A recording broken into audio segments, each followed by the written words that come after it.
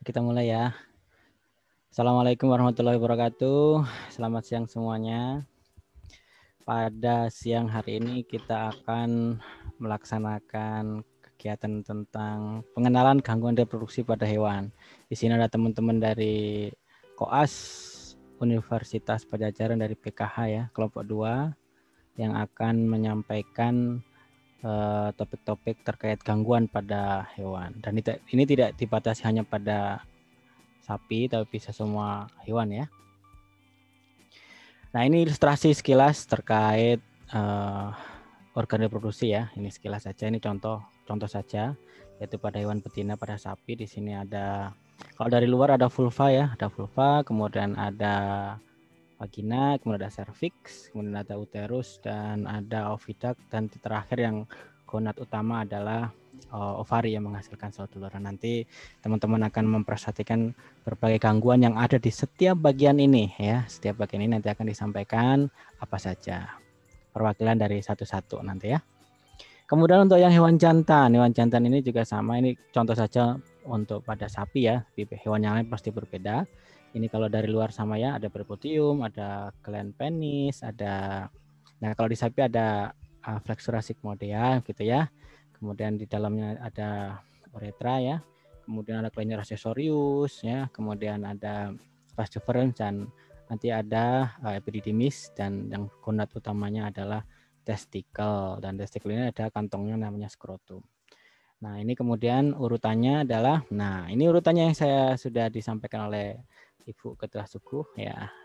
Pertama kita akan mendengarkan paparan dari Grace tentang cystic ovarian disease ya pada cattle, kemudian nanti dilanjutkan pada oviduct ya oleh Sidik, dilanjutkan di uterus nanti ya oleh Rahmi, cervix nanti oleh Wina, vagina nanti oleh Ayola, dan vulva nanti oleh Mila.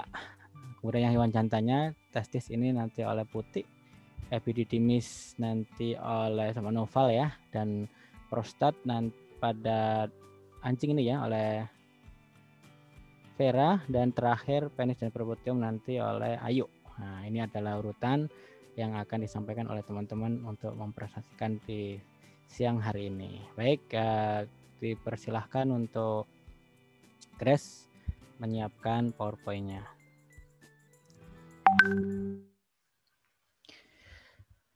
Grace ada? Silahkan Grace mempersiapkan. Silahkan share screen. Seperti yang latihan tadi ya. Kita sudah testing untuk melakukan slideshow, share screen pada kegiatan ini. Bagaimana? Grace, apa kabar? Coba suaranya Grace ada. Oh iya dok, mohon maaf tadi sedikit terputus dok.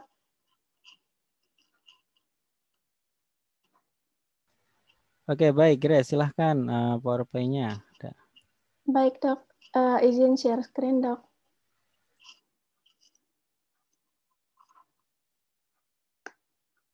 Ya, silahkan Grace untuk memaparkan.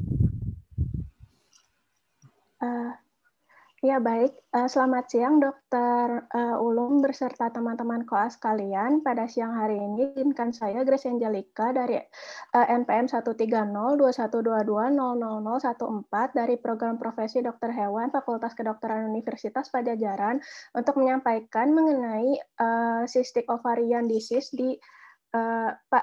pada hewan sapi.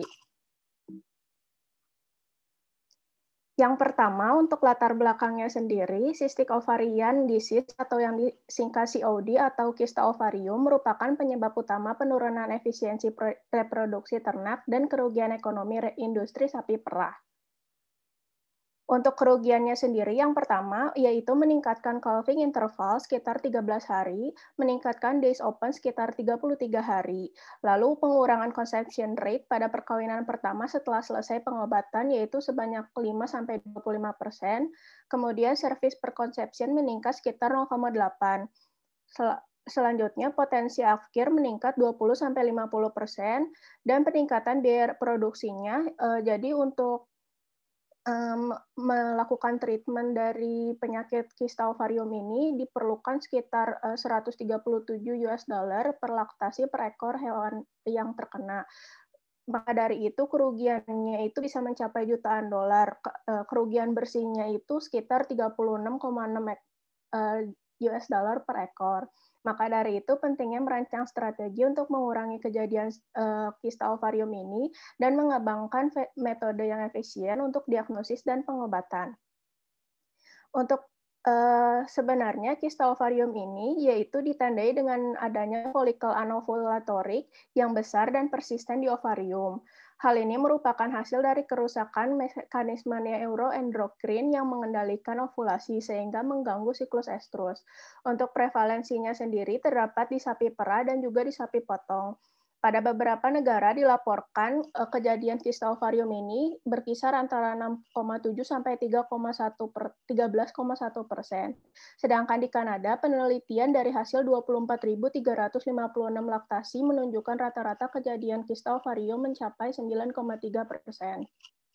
Untuk faktor insidensinya sendiri, yang pertama yaitu genetik. Pernah ada penelitian sebelumnya di Swedia, yaitu ketika seleksi genetik yang dilakukan adalah baik dan dihindari dari penyakit genetik yang mengarah kepada kista ovarium ini, maka pada tahun 1977, kista ovarium ini berkurang dari 11% menjadi 3% insidensinya. Lalu sapi dengan produksi susu yang lebih banyak, kejadian kista ovarium ini meningkat 3 kali lipat ketika produksi susu meningkat 2 kali lipat. Nanti akan saya jelaskan selanjutnya kenapa hal ini dapat terjadi pada patogenesisnya. Untuk insidensi kejadian kista ovarium ini pada laktasi pertama adalah 40-80% lebih rendah dari populasi pada umumnya. Hal ini dikarenakan karena LH surge yang lebih rendah. Untuk selanjutnya yaitu pengaruh iklim dan musim tidak jelas terhadap kejadian kista ovarium ini. Masih diperlukan penelitian lebih lanjut terhadap pengaruh iklim dan musim terhadap kista ovarium ini. Untuk sapi dengan kondisi postpartum abnormal, yaitu retensio plasenta, metritis, ketosis, ketimpangan, dan lain sebagainya, memiliki potensi kista ovarium meningkat 22,9 kali dibandingkan sapi dengan kondisi postpartum yang normal. Untuk patogenesisnya sendiri, yang pertama, dari yang sudah saya jelaskan tadi, bahwa di sini tingginya tingkat produksi susu itu akan menyebabkan dua kejadian, yaitu stres dan meningkatkan steroid liver metabolismnya. Dari stres ini akan memicu ACTH atau yang kemudian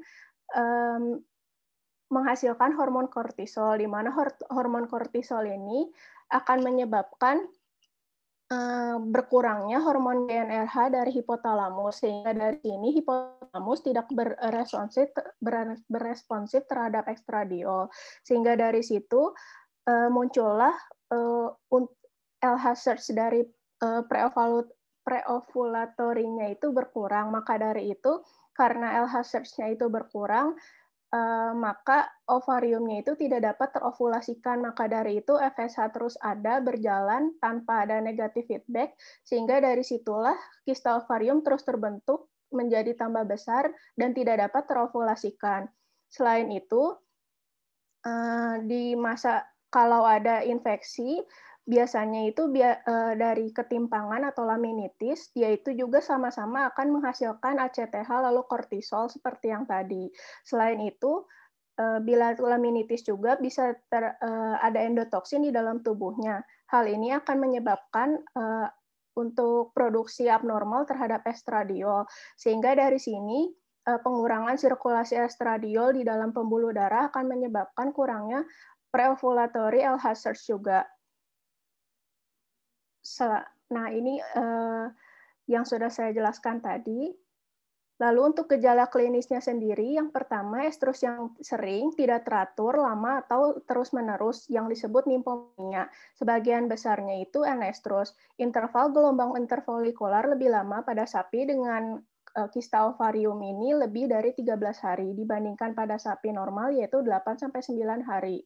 Pada kasus kronisnya, relaksasi ligamentum panggul, kepala ekor yang tinggi, dan perkembangan karakteristik maskulin.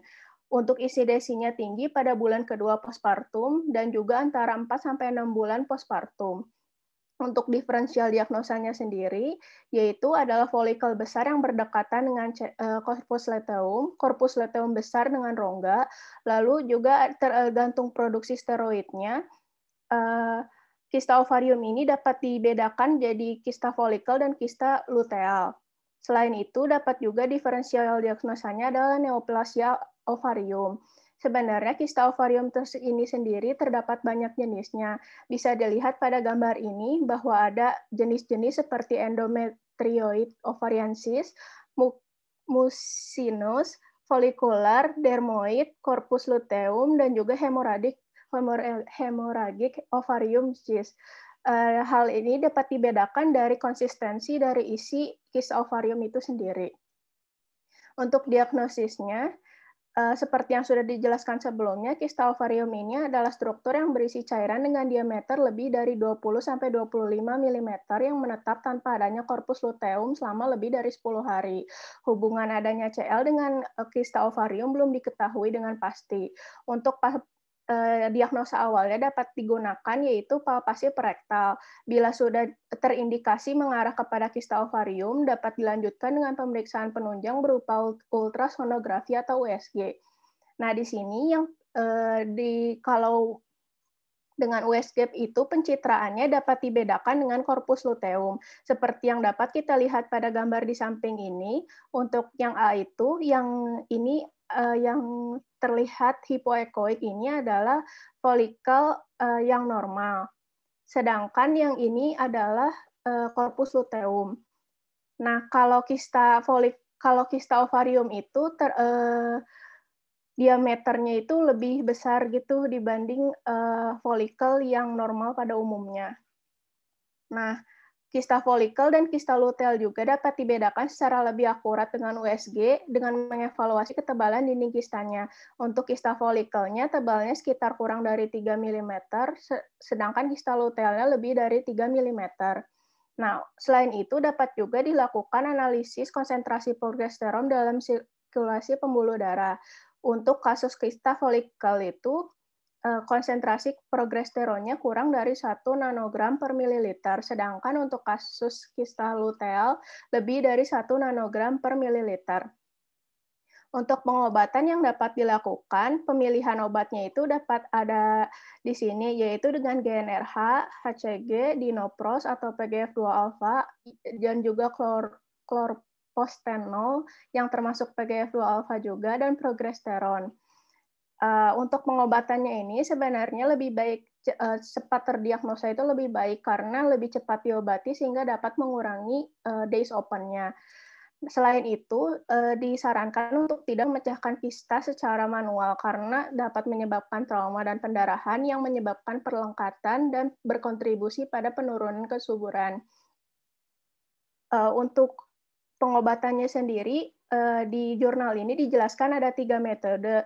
Yang pertama itu adalah dengan preparat hormon GnRH dicampur dengan prostaglandin. Selain itu, diberikan juga prostaglandin pada hari ke-9 bila estrus tidak terjadi. Selain itu, untuk yang kedua juga diberikan preparat GnRH dan pada hari pertama, 7 hari kemudian diberikan prostaglandin, dan juga GnRH lagi pada hari ke-9, dan juga dilakukan inseminasi buatan 16 jam setelah GnRH yang diberikan. Kemudian, selain itu, yang ketiga dapat digunakan preparat progesteron implan selama 12 hari, tapi ini tidak dianjurkan untuk sapi perah. Untuk kesimpulannya, yang pertama, strategi untuk pengurangan kejadian kista ovarium harus fokus pada pengurangan penyakit postpartum dan stresnya. Untuk tujuan jangka panjang harus memilih genetik sapi dengan produksi susu yang unggul, tetapi tidak ada kecenderungan genetik untuk kista ovarium. Untuk ultrasonografi atau USG adalah alat diagnosa penunjang yang baik untuk mendiagnosa mendiagnosa kista ovarium. Kombinasi PGF2-alfa atau prostaglandin dan GnRH dalam berbagai protokol telah terbukti lebih menguntungkan dibandingkan penggunaan GnRH saja untuk pengobatan kista ovarium. Penelitian lebih lanjut tentang patogenesis kompleks penyakit ini diperlukan untuk terus meningkatkan kapasitas kita dalam mencegah, mendiagnosis, dan mengobati kista ovarium di kemudian hari. Mungkin berikut yang dapat saya sampaikan, kurang lebihnya mohon maaf. Sekian dan terima kasih. Selanjutnya saya kembalikan ke Dr. Ulum. Baik, terima kasih Grace. Berikutnya adalah Sidik. Silakan Sidik untuk menyiapkan slide-nya. Ada Sidiknya? Ada, Dok. Oke. Izin share screen, Dok. Silahkan Sidik. Oke, silahkan di slideshow supaya full tampak dengan lebih baik. Oke, baik. Silahkan Sidik untuk memulai presentasinya. Baik, bismillahirrahmanirrahim. Selamat siang, Dr. Ulum dan juga teman-teman kelas sekalian. Di sini saya akan mempresentasikan sebuah kasus mengenai hydrosalpinx yang terjadi pada kambing. Pertama, hydrosalpinx merupakan penyakit pada saluran oviduct yang dapat mengganggu fertilitas dari betina. Biasanya, hydrosalpinx ini ditandai dengan terjadinya dilatasi pada oviduct yang disebabkan oleh akumulasi cairan pada saluran tersebut. Kemudian, biasanya hydrosalpinx ini terjadi akibat penyumbatan pada oviduct yang diakibatkan oleh peradangan kronis dan fibrosis jangka panjang. Peradangan ini biasanya disebabkan oleh bakteri. Selanjutnya, berdasarkan jurnal ini didapatkan signalemen berupa 5 ekor kambing lokal betina yang berumur 18 sampai dengan 27 bulan dibawa ke Rumah Sakit Fakultas Kedokteran Hewan Universitas Batam dengan riwayat infertilitas dan ketidakefektifan pengobatan hormonal dalam jangka panjang. Lalu didapatkan juga informasi hanya terjadinya infertilitas dan tidak adanya gejala klinis lainnya yang terlihat.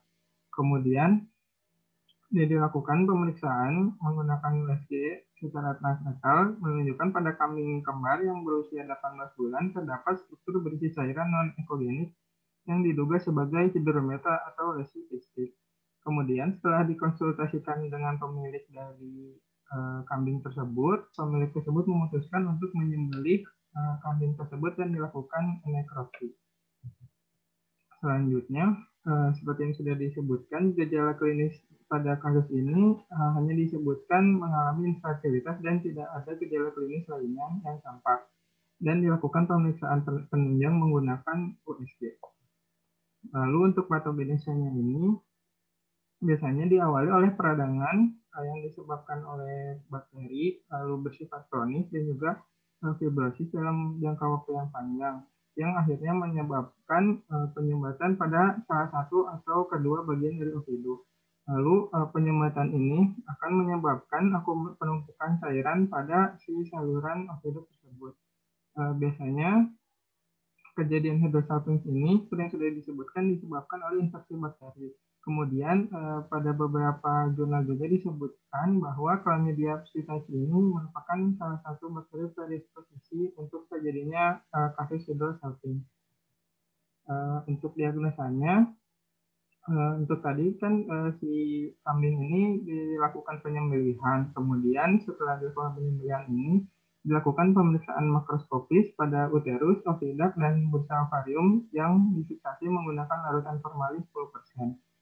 Lalu didapatkan juga pemeriksaan bahwa di sini si saluran reproduksinya mengalami pembesaran, dan ketika dilakukan pemeriksaan secara histopatologis menggunakan pewarnaan hematoxylin eosin didapatkan dilatasi pada si lumen oviductnya.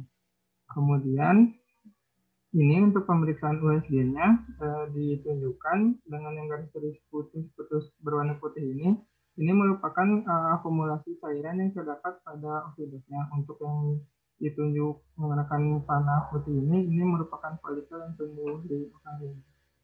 Kemudian untuk terapinya ini terdapat dua pilihan berdasarkan jurnal yang dibaca, yaitu dilakukan tindakan pembedahan salpingotomi yaitu pengambilan salah satu atau kedua dari tuba fallopi.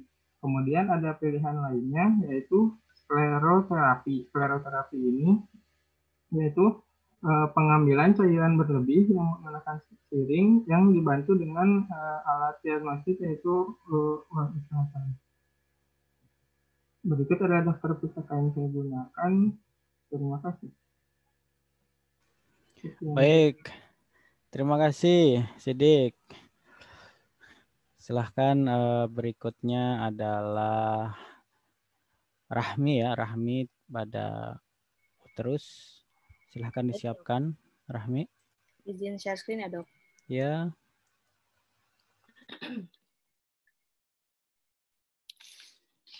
Baik.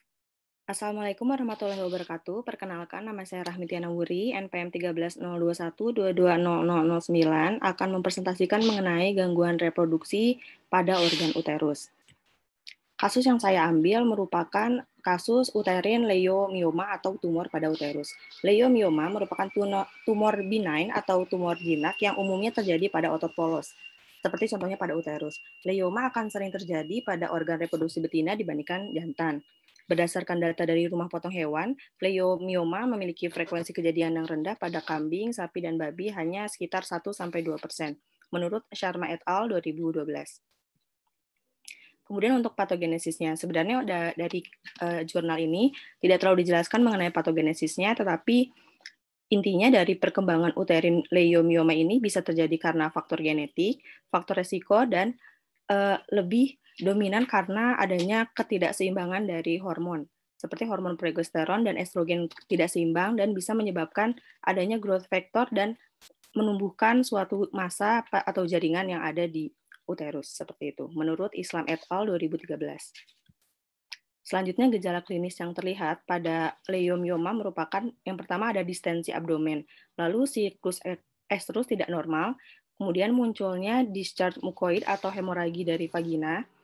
Tumor uterus yang besar ini dapat mendesak uterus hingga terjadinya obstruksi, lalu ada disuria, hemoteria, dan dyspnea. Ini biasanya terjadi pada hewan kecil, dan jika sudah parah ini dapat menghilangkan kesadaran pada hewan. Kasus yang saya ambil yaitu dari jurnal Arvind Sharma yang berjudul Ultrasonographic Surgical and Histopathological Findings of the Uterine Leiomyoma in a Cow pada tahun 2012. Sinyalemennya yaitu sapi persilangan Holstein, umur 5 tahun, memiliki riwayat terjadi kawin berulang selama 5 bulan terakhir. Sapi rutin divaksinasi dan diberi obat cacing, pemeriksaan fisiknya normal, CBC dan profil biokimia darahnya juga normal. Pada palpasi transrektal ditemukan serviks, uterus, dan kedua ovarium berukuran normal dengan konsistensi yang baik. Tetapi ditemukan massa yang cukup besar, tapi ketika dipalpasi itu tidak ada reaksi sakit oleh sapi dengan diameter kira-kira 10 cm. Diduga sebagai abses atau tumor pada bagian abdomen sebelah kanan. Kemudian diagnostik klinik yang dilakukan yaitu melakukan ultrasonografi atau USG. USG dilakukan transabdominal, dilakukan pada fossa paralumbal kanan dengan transducer curvilinear dengan frekuensi 3,5 MHz, ditemukan pada adanya massa bular hipoekoik berukuran 7,8 cm dilapisi kapsul tipis. Pada sebelah kanan untuk mempermudah melihat USG, yaitu ini yang besar, bulat besar ini merupakan massa yang ada di dalam uterusnya, dan ada bagian-bagian yang ada yang anekoik maupun hiperekoik.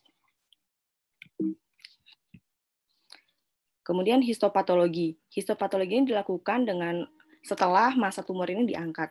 Pewarnaannya dilakukan dengan hematoxylin eosin dengan perbesaran 132 kali, ditemukan adanya leiomyoma dengan sel otot polos yang berikatan pada lapisan berbeda. Harus diingat jika sel otot polos ini seharusnya memiliki struktur yang lurus. Jadi seharusnya tidak ada bagian yang berwarna putih ini tidak berkelok-kelok seperti itu. Seharusnya dia lurus dan tidak seperti menumpuk atau berkelok seperti yang ada pada gambar. Untuk terapinya dilakukan tindakan bedah, histererotomi. Dilakukan histererotomi yaitu insisi pada bagian uterus. Dia dilakukan untuk mengangkat tumor dengan pendekatan flank celiotomy pada bagian kanan di saat posisi sapi berdiri. insisi pada intraluminal lokasi keberadaan massa tumor. Massa uterus dipotong dari tanduk atau uterine horn bagian kanan dan tumor diangkat keluar. Lanjutannya yaitu dilakukan jahit serosa uterus bersama dengan lapisan otot menggunakan pola inverting ganda dengan benang catgut polos ukuran 2. Luka perut dibilas dan sayatan ditutup. Terapi pasca operasinya yaitu dilakukan pemberian analgesik seperti meloxicam 0,5 mg per kilogram berat badan, intramuskular 1 kali sehari selama 3 hari, lalu antibiotik, streptopenicillin 2,5 mg, intramuskular selama 2 kali 1 selama 5 hari. Juga dilakukan pemberian fresh water dengan penambahan elektrolit ad libitum. Kasus ini pulih setelah 5 hari pasca operasi tanpa adanya pengobatan lebih lanjut. Ini daftar pustaka yang saya gunakan. Sekian, terima kasih atas kesempatannya. Wassalamualaikum warahmatullahi wabarakatuh. Saya kembalikan ke Dr. Ulum. Oke, terima kasih. Waalaikumsalam warahmatullahi wabarakatuh. Baik, terima kasih Rahmi. Kita lanjutkan pada serviks ya. Ini silahkan Wina untuk mempersiapkan paparannya. Baik dok, izin share screen.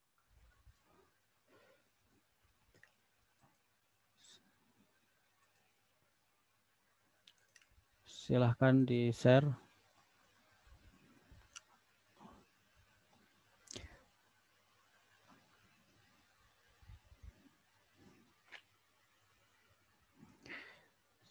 Oke, baik. Silahkan Wina memulai paparannya.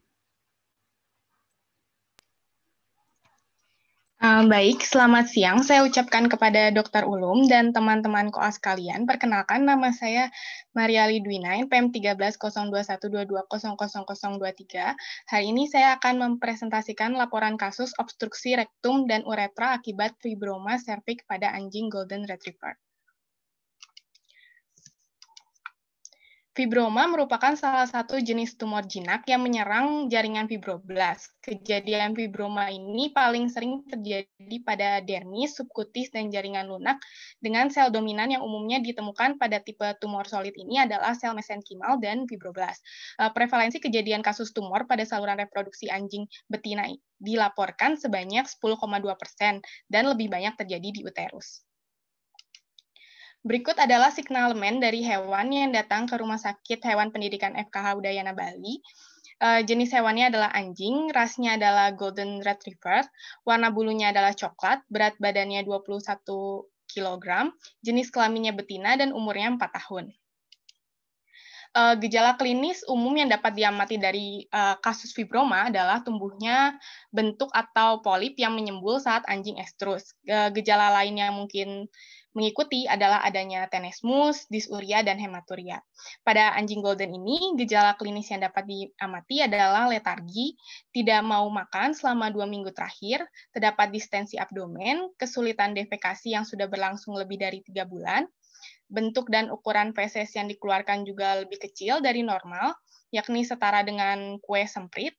Selain itu, terdapat cairan putih di sekitar fesesnya. Anjing ini juga mengalami kesulitan urinasi yang berlangsung selama 1 minggu terakhir dan anuria. Seperti pada gambar di samping dapat dilihat bahwa hewan mencoba urinasi namun tidak ada urin yang keluar. Gejala klinis berupa kesulitan defekasi dan urinasi ini disebabkan oleh bentukan tumor yang membesar sehingga mengakibatkan sumbatan pada saluran pencernaan dan urinaria.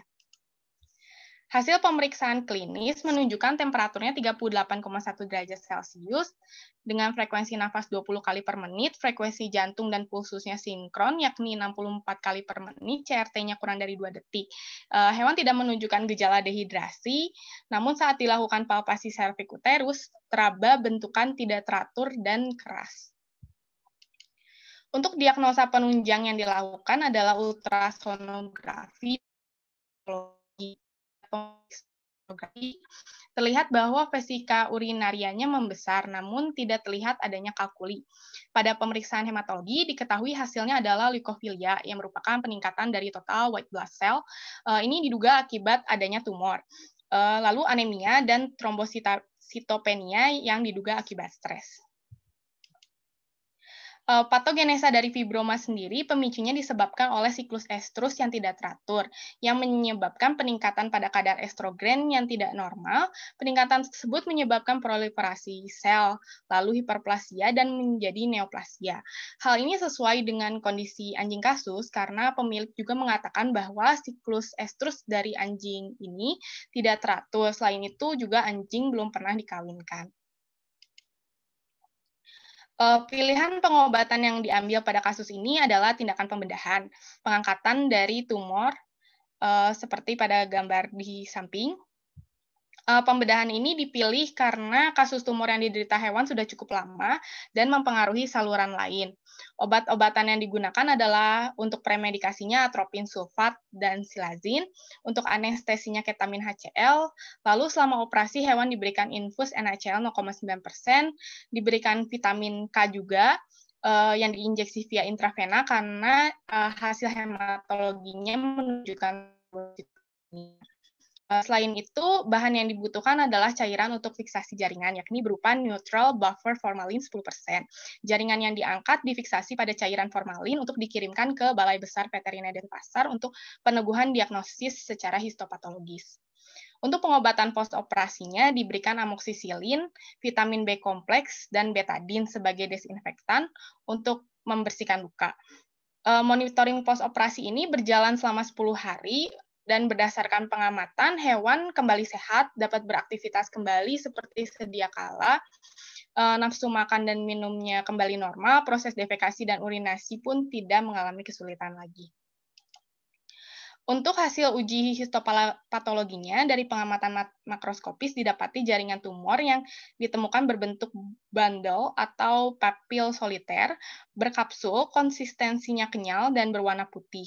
Untuk penampakan mikroskopisnya didapati bahwa sel fibroblast ini bentuk lonjong dengan terlihat jarang mitosis, sehingga didiagnosa yang ditetapkan adalah fibroma cervix uterus dengan golongan tumor jinak. Dengan demikian dapat disimpulkan kejadian obstruksi uretra dan rektum pada kasus ini diakibatkan oleh fibroma cervix uterus. Adanya perubahan tingkah laku pada hewan kesayangan kita harus menjadi indikasi bagi pemilik untuk segera hal tersebut, karena penanganan dini pada kasus tumor dapat menyelamatkan jiwa dari hewan tersebut. Sekian presentasi saya. Terima kasih. Saya kembalikan ke Dr. Ulum. Baik, terima kasih Wina. Berikutnya kita tunggu paparan dari Ayola tentang vagina ya ini, vagina pada hewan apa belum? Pada anjing ya. Silahkan Wina untuk temannya membantu untuk men-sharekan PowerPoint-nya. Siapa yang membantu Ayola untuk share screen? Silahkan. Ayola ada? Bagaimana Ayola? Oke, baik. Silahkan di slideshow.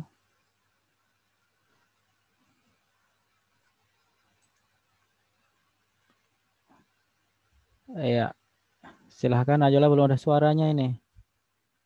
Sudah tampil ini Ayola. Silahkan. Gimana Ayola? Kami belum mendengar suara Ayola.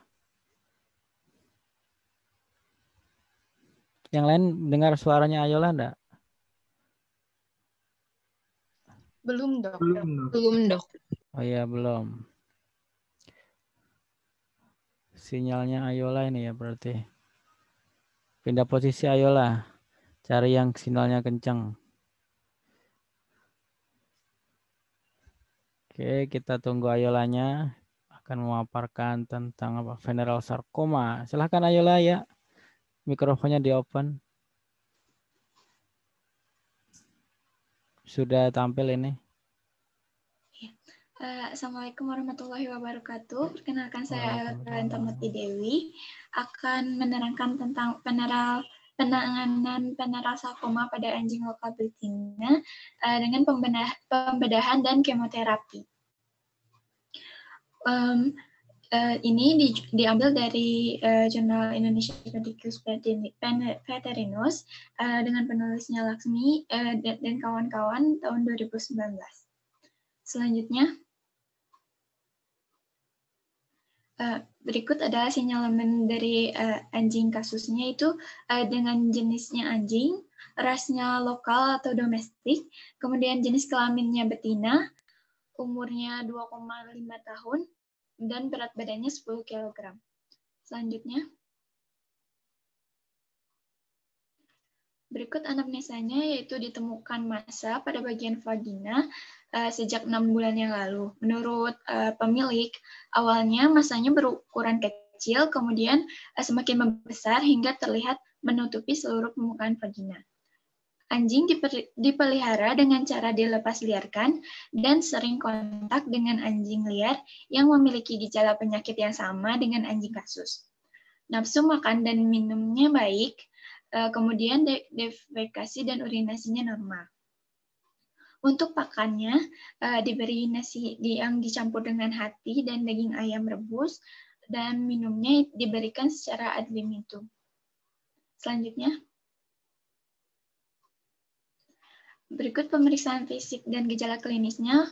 Dari status praesennya didapat bahwa detak jantungnya itu 130 kali per menit, pulsusnya 130 kali per menit, kemudian respirasinya 55 kali per menit, untuk suhu tubuhnya 39,5 derajat Celcius, dan CRT-nya kurang dari 2 detik.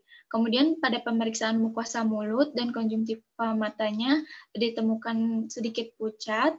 Untuk pemeriksaan sistem kardiovaskular dan respirasinya normal.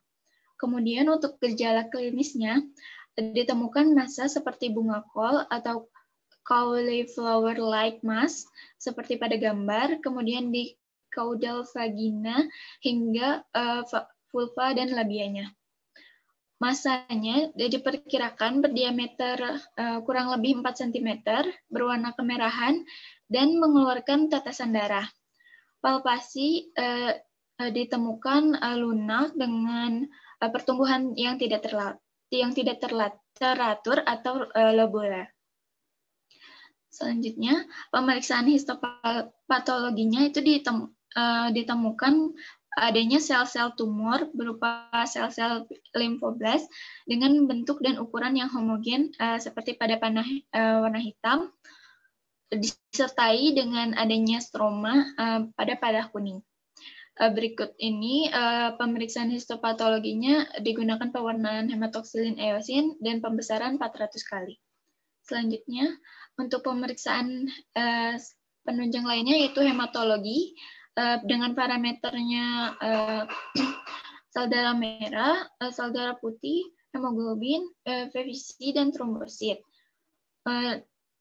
Untuk sebelum kemoterapi, nilai sel darah merahnya ini masih normal, dan untuk RBC-nya ini di bawah normal. Kemudian untuk maksud saya yang white blood cell-nya terlihat normal, namun dari rentang 6 sampai 15, namun sel darah merahnya ini rendah. Kemudian untuk hemoglobinnya juga rendah dan VVC-nya rendah. Untuk trombositnya juga rendah, sehingga didiagnosa anemia dan trombositopenia. Anemia dan trombositopenia ini bisa disebabkan akibat pecahnya massa tumor sehingga meneteskan darah segar secara terus-menerus. Kemudian selama kemoterapi terjadi penurunan nilai trombosit terhadap nilai hematologi sebelum kemoterapi pada hari ke-7. Kemudian pada hari ke-21 juga terjadi penurunan, dan penurunan total nilai leukositnya terjadi pada hari ke-21. Kemudian nilai eritrosit dan PCV-nya mengalami kenaikan pada hari ke-7. Selanjutnya, berikut diagnosa dan prognosanya. Berdasarkan pemeriksaan fisik dan penunjang, anjing didiagnosa menderita venereal sarkoma dengan prognosa Fausta, karena kasus tumor masih berada pada tahap awal, yaitu kurang dari 1 tahun.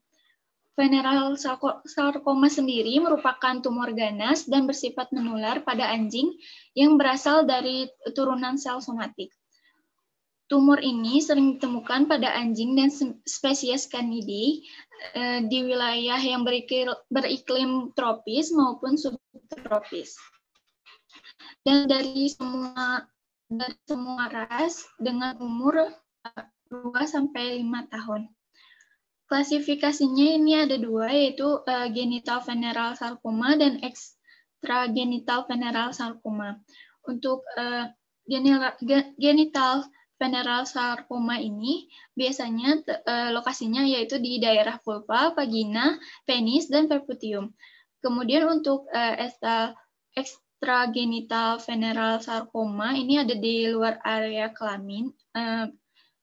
Jadi venereal sarkoma ini bisa di anjing betina maupun di anjing jantan. Untuk penularannya sendiri ini bisa kontak langsung dengan hewan untuk yang genital venereal, sedangkan untuk yang extragenital venereal sarkoma ini dikaitkan dengan kebiasaan anjing mengendus-endus atau menggigit atau menjilati alat kelaminnya. Selanjutnya, berikut penanganannya, yaitu yang pertama dengan pembedahan. Pada tahap preoperasi ini diberikan premedikasi berupa atropin sulfat 0,025 mg per kilogram berat badan secara subkutan, kemudian diberikan anestesi dengan kombinasi silasin 2 mg per kilogram berat badan dan ketamin 13 mg per kilogram berat badan secara intramuskular. Kemudian untuk tahapan operasinya dimulai dari eksisi massa tumor pada vagina, mulai dari kaudal vagina, kemudian vestibulum, vulva, hingga labia. Vagina dan jaringan sehat tempat melekat tumor dibersihkan. Kemudian apabila terjadi pendarahan, ini diberikan epinefrin secara topikal dan diligasi pembuluh darah yang mengalami pendarahannya. Kemudian bagian luar vagina yang dirobek dijahit menggunakan simpel sutur dan catgut kromik 3.0. Untuk penanganan pasca operasinya itu dilakukan pembersihan luka menggunakan povidone iodin. Antibiotik yang digunakan yaitu cefotaxime 30 mg per kilogram berat badan secara intravena 2 kali sehari. Kemudian untuk cefixime-nya ini 10 mg per kilogram berat badan secara oral 2 kali 1 hari selama 5 hari. Kemudian untuk analgesiknya diberikan asam mefenamat per oral 25 mg per kilogram berat badan selama 5 hari. Selanjutnya,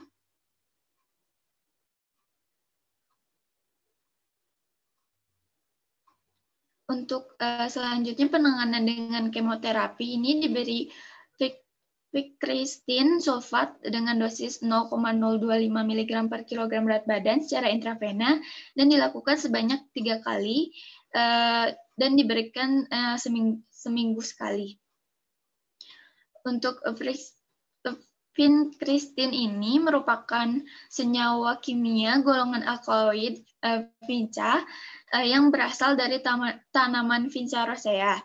Agen kemoterapi ini banyak digunakan untuk mengobati berbagai gangguan neoplastik seperti limfoma, leukemia, dan sarkoma pada anjing serta kucing.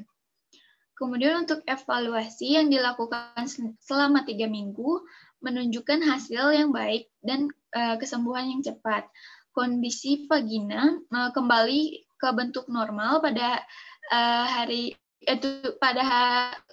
ke-7 hari pasca operasi. Berikut ini gambar yang A ini adalah gambar pasca operasinya. Kemudian untuk yang sebelahnya yang B ini untuk yang hari ketiga setelah operasi. Untuk yang C hari kelima pasca operasi, hari ketiga dan kelima ini masih membekak.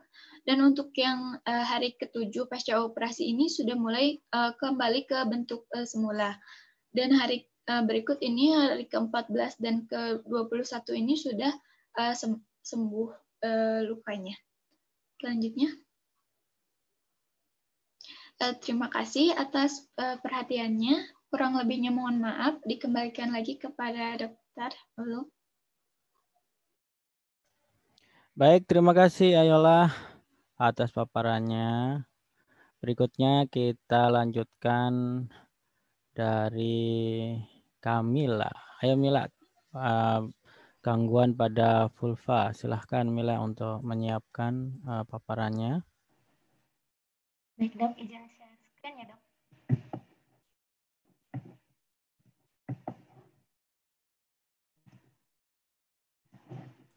Oke, silahkan di full screen view-nya. Diklik, oke. Siap, silahkan Mila untuk memulai. Baik, bismillahirrahmanirrahim. Assalamualaikum warahmatullahi wabarakatuh. Selamat siang Dr. Ulum dan teman-teman kelas kalian. Perkenalkan, nama saya Jingga Kamila Hasan, NPM 130-212-20008. Pada kesempatan kali ini saya akan memaparkan studi kasus mengenai gangguan reproduksi pada vulva, yaitu vulvovaginitis pada sapi FH beserta manajemen terapeutiknya. Seperti yang sudah kita ketahui bahwa vulva itu berfungsi sebagai barrier pelindung vagina dan uterus dari infeksi luar. Kausa vulvovaginitis pada sapi ini umumnya disebabkan oleh virus dan bakteri. Kondisi ini juga diperparah jika sanitasi dan lingkungan kandang sapi tidak terjaga, di mana lingkungan yang buruk menjadi media penularan yang baik. Kemudian, pembengkakan vulva ini dapat diidentifikasi pula dalam kondisi sistitis, kristal uria, atau trauma kawin alam. Secara fisiologis, vulva ini membengkak sebelum proses kelahiran atau partus. Untuk selanjutnya akan dijelaskan selanjutnya di akhir. Kemudian kadang vulvovaginitis ini juga disertai dengan metritis dan juga demam. Pada kasus kali ini, jenis hewannya berupa sapi, rasnya Holstein Friesian dengan usia 6 tahun, namun tidak diketahui berat badan dan jenis kelaminnya. Menurut informasi dari pemilik, sapi ini sejak pagi sudah mengalami pembengkakan vulva yang masif, serta hewan juga dalam keadaan sudah dipuasakan.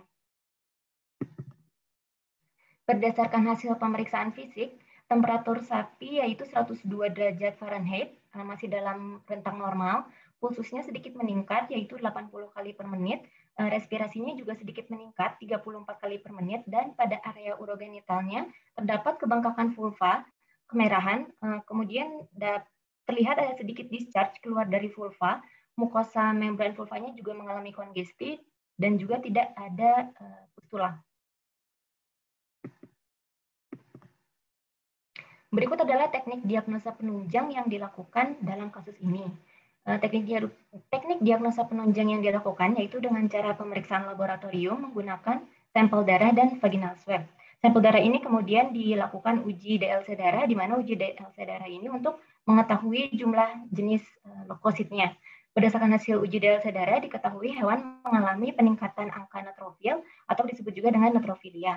Kemudian dari hasil swab vagina, ditumbuhkan kultur bakteri dengan menggunakan nutrien agar dan agar McConkey, dan hasilnya itu menunjukkan adanya pertumbuhan bakteri.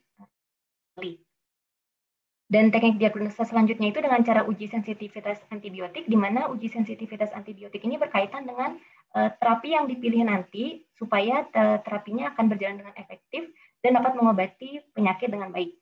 Berdasarkan hasil uji sensitivitas antibiotiknya, dapat diketahui bakterinya masih sensitif terhadap enrofloxacin, amoxicillin, cefotaxime, ceftriaxone, streptomycin, amikacin, dan juga tetracycline.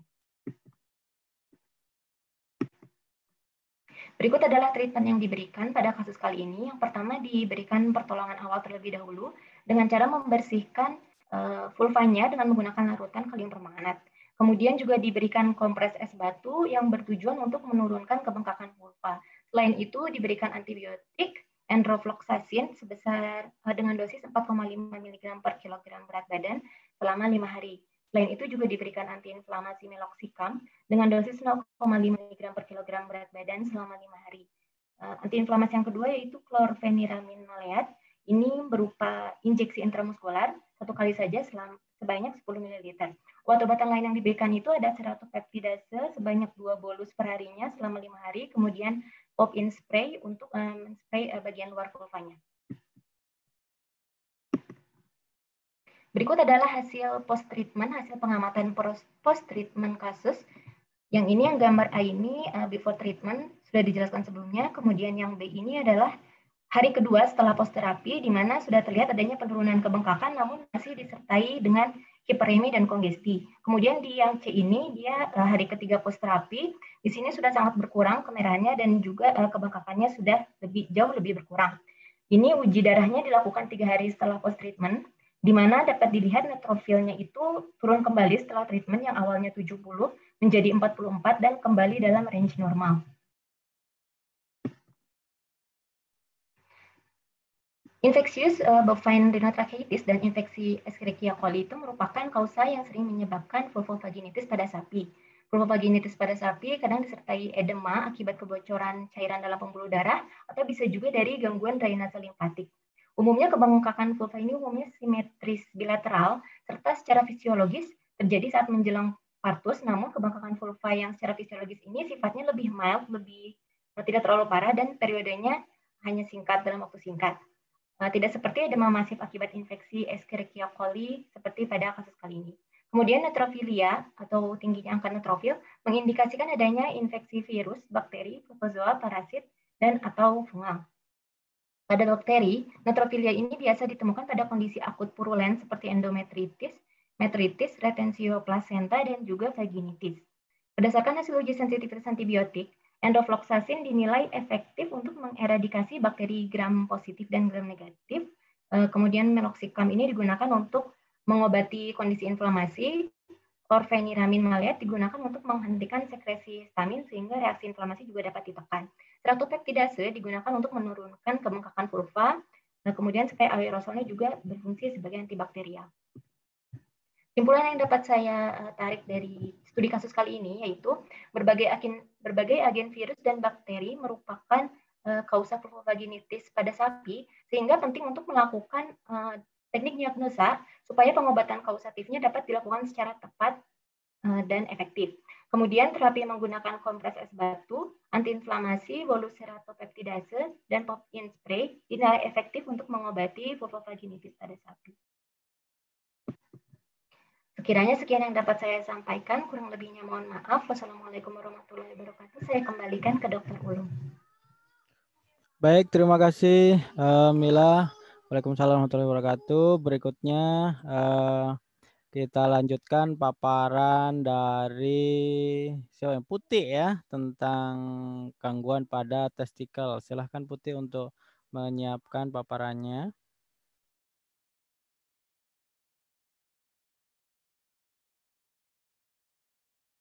Oke, silahkan slideshow Putih. Oke, silahkan Putih untuk memulai paparannya. Baik, Dok. Assalamualaikum warahmatullahi wabarakatuh. Selamat siang kepada Dr. Ulum dan teman-teman koas semua. Perkenalkan, nama saya Meliana Putih Fatimah, NPM 130212200015 yang akan mempresentasikan mengenai gangguan reproduksi pada testis, yaitu cryptorchid bilateral inguinal pada anjing. Selanjutnya. Dimulai dari definisi. Cryptorchid atau cryptorchidisme adalah kegagalan satu atau kedua testis untuk turun ke dalam skrotum dalam 8 minggu pertama setelah dilahirkan. Pada anjing, normalnya testis itu akan turun ke dalam kantung skrotum pada usia 4-7 minggu setelah dilahirkan, sehingga ada juga yang berpendapat bahwa apabila 4 minggu setelah dilahirkan testisnya belum turun, dapat dikatakan mengalami cryptorchid. Kemudian cryptorchid ini merupakan salah satu defek kongenital yang paling umum ditemukan pada anjing dan kucing. Cryptorchid ini dapat diturunkan kepada anaknya. Kemudian pada kasus anjing dengan kriptorchidisme unilateral, spermatozoanya itu masih bisa dihasilkan, sehingga biasanya anjingnya fertil. Sedangkan pada kasus kriptorchidisme bilateral, biasanya itu anjingnya akan steril. Kemudian pada kasus ini, libido hewannya ini akan tetap normal, namun spermatogenesis akan terganggu, di mana sperma yang dihasilkan dalam jumlah sedikit dan lebih banyak yang abnormal. Selanjutnya. Kemudian gejala klinis dari cryptorchid ini tidak ditemukannya testis pada skrotum, kemudian terdapat benjolan pada daerah inguinal, lalu adanya gangguan kesuburan, misalnya anjingnya itu sudah dikawinkan namun hewan betinanya tidak bunting. Lalu karena cryptorchid ini merupakan predisposisi terjadinya neoplasia sel Sertoli atau sertolioma, jadi dapat pula ditemukan adanya neoplasia. Selanjutnya. Pada kasus ini, signalemen yang ditemukan itu pada ada 2 pasien bernama anjing bernama Iro dan Jackie. Iro ini merupakan anjing domestik dengan umur 3 tahun, berwarna coklat, berat badannya 13 kg. Kemudian Jackie yaitu anjing domestik berusia 1,5 tahun, berwarna coklat, dan berat badan 15,5 kg. Selanjutnya. Untuk diagnosa yang dilakukan dalam pemeriksaan cryptorchid ini, dapat dilakukan pemeriksaan fisik serta pemeriksaan penunjang yaitu ultrasonografi. Selanjutnya. Berdasarkan hasil pemeriksaan fisik yang dilakukan, dari inspeksi dan palpasi ditemukan adanya benjolan pada daerah inguinal di bagian kanan dan kiri penis pada anjing Iro dan Jackie. Selanjutnya. Kemudian dari hasil ultrasonografi yang dilakukan secara transabdominal, ditemukannya testis berwarna hipoekoik. Berdasarkan hasil diagnosa yang dilakukan, maka kedua anjing ini didiagnosa mengalami cryptorchidisme bilateral inguinal.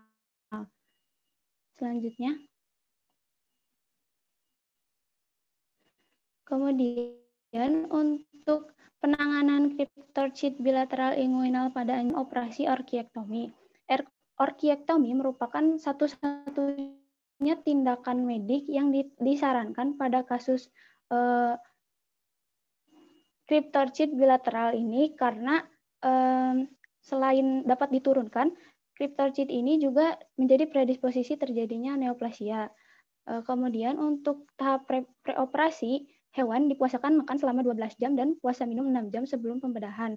Rambut di sekitar radio inguinal dicukur, diberikan premedikasi atropin sulfat 0,002 mg per kilogram berat badan secara subkutan, kemudian dilakukan anestesi umum dengan kombinasi ketamin dan silazin melalui intramuskular, lalu daerah insisi diberi antiseptik berupa alkohol dan iodin. Selanjutnya diinjeksikan antiseptik oksisilin 10 mg per kilogram berat intramuskular sebelasi. Lalu pada tahap operasi, hewan diposisikan dorsal rekumbensi. Keempat ekstremitas difiksasi dengan tali membentuk full pada bagian setiap sisi meja. Lalu lokasi pada sisi tepat dilakukan di atas testis pada daerah inguinal lateral kanan dan kiri dari penis. Kemudian setelah kulit dan subkutan terinsisi, tunika dartos, fascia spermatica, dan tunika vaginalis diinsisi sehingga testis dan epididymis tidak lagi terbungkus. Lalu testis ditarik keluar secara perlahan. Selanjutnya.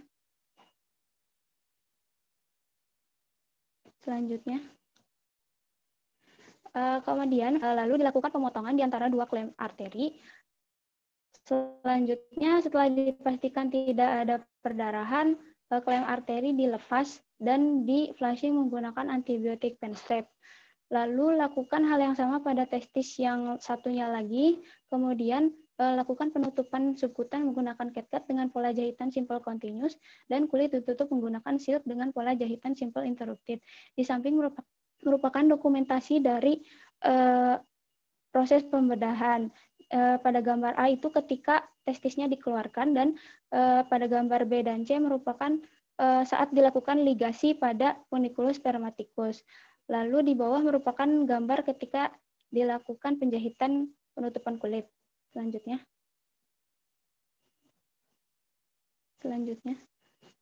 Untuk penanganan pasca operasi diberikan antibiotik amoxicillin 10 mg per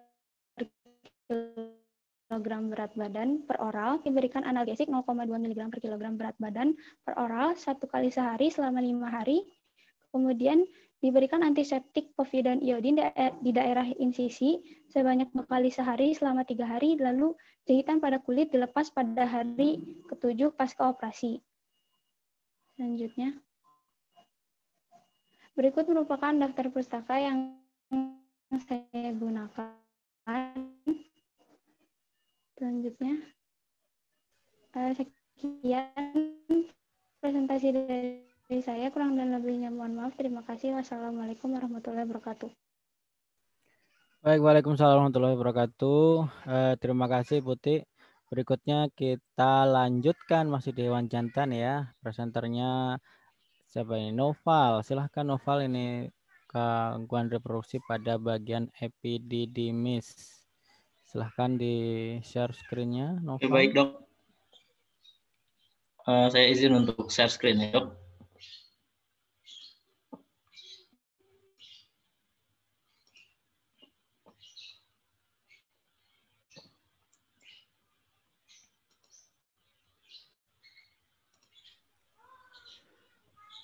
Silahkan slideshow dan baik.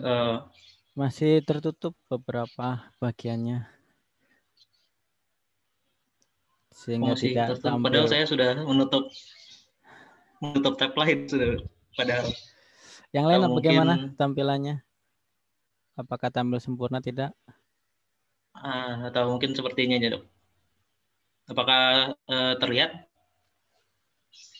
Gimana yang lain? Kalau di saya bagian kanan logonya tertutup kotak hitam. Masih tertutup. Sama saya juga dok.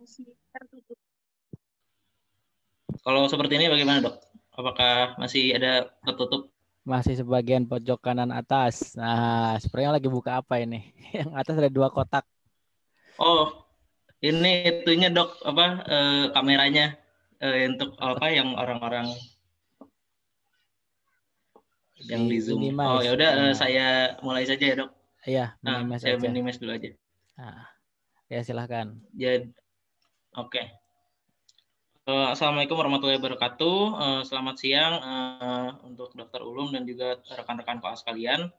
Pada siang ini saya akan mempresentasikan kasus yaitu pada epididymis spermatosel pada South African Boer Bulldog atau anjing dengan ras Boer Bull Afrika Selatan. Pertama adalah definisi. Spermatosel ini adalah suatu keadaan pada epididymis di mana dia itu menjadi buntu sehingga diameternya membesar, terutama pada bagian kauda epididymis karena bagian ini terisi oleh sel sperma dan bahan-bahan lainnya yang dia terakumulasi. Lalu penyebabnya sendiri itu terjadinya spermatosel ini adalah tadi akibat adanya penumpukan sperma dan juga bahan-bahan lain pada epididymis. Untuk gejalanya, dia sering kali asimptomatis atau tidak menimbulkan gejala karena spermatosel sendiri memang dia tidak menimbulkan rasa sakit, sehingga yang umumnya terlihat mungkin hanyalah adanya pembesaran pada testis atau seperti benjolan kecil yang padat gitu. Biasanya juga untuk identifikasi dari spermatosel ini seringkali terlewat apabila misalnya owner tidak memperhatikan dan biasanya insidental di saat sedang melakukan pemeriksaan lain atau pemeriksaan kesehatan biasa. Nah, lalu untuk kasus ini sendiri, di sini ada signalman-nya, itu jenis hewannya adalah anjing, rasnya Boerboel atau South African Mastiff, umurnya itu 2 tahun, dengan jenis kelamin atau seksnya itu jantan. Di sini pada jurnal yang saya pakai dia tidak dicantumkan untuk berat badan dan tanda khusus. Anamnesanya adalah di sini ada anjing dengan ras Boerboel atau South African Mastiff tadi berumur 2 tahun datang untuk pengambilan semen atau koleksi semen.